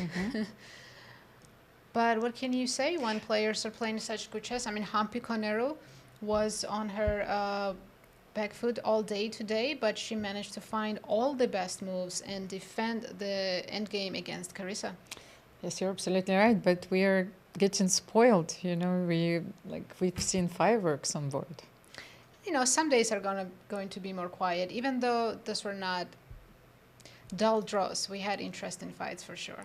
Of course, hard for draws, and we still have 2 players leading the event. If we have it ready, let's take a look at the standings after today. We do have 2 co-leaders with 2.5 points, but now Divya Deshmukh is only half point behind the leaders. However, there is a chasing pack. Yes, you have Bibisara, Assaubayeva, Anna Muzychuk, Carissa, Stavroula, Tsolakidou on 1.5 point. Humpy, Koneru, and Vaishali, Rameshbabu have 1 point, and Alexandra, Kosteniuk is still at the bottom of the standings with no points at all. Still suffering, but I'm sure she's going to bounce back at some point in this event. That's the toughest part here, right? That you have a tough day and next day you might play someone even stronger. Yeah. Let's have a look at the pairings for tomorrow. What are the pairings, by the way? Because Divya, she shared with us she didn't even know who is she playing tomorrow. So let's find out. Divya is playing against Carissa, but with the black pieces. And those players, by the way, I think they have such styles that I'm not sure that they even know how to draw. It's like exactly. Divya wins games, Carissa makes a draw, but it was such a hard fought draw. Stavroula Tsolakidou is playing with the white pieces against Alice Lee. our co-leader. Zhongyi is playing with the white pieces also against Vaishali Rameshbabu. Humpy Koneru has white pieces once again against Anna Muzychuk, and Bibisara Assaubayeva will take on Alexandra Kosteniuk with white pieces as well. Like I said, Kosteniuk suffering, and she's playing the top seed tomorrow. Almira, let's take a look at our predictions before we close the show. My girl doing great. Alice Lee still remaining in the lead. Bibisara, very solid, 3 draws. And Carissa, today she tried very hard, but what can you do when your opponent defends, makes all the best moves? There's nothing you can do. But I think that all 3 players are still in contention 100%. and anything can happen. It's a long tournament, still anything can happen, still anyone's game. Well, Almira, this was great calling the action with you, but I want to say that tomorrow, join us because we're going to have a very special guest with us in the studio, and trust me, you're going to want to see it. The Grandmaster? Sure. The Grandmaster in disguise, so Yes. let's see. Well, thank you for watching us, and join us again tomorrow. Good night from St. Louis.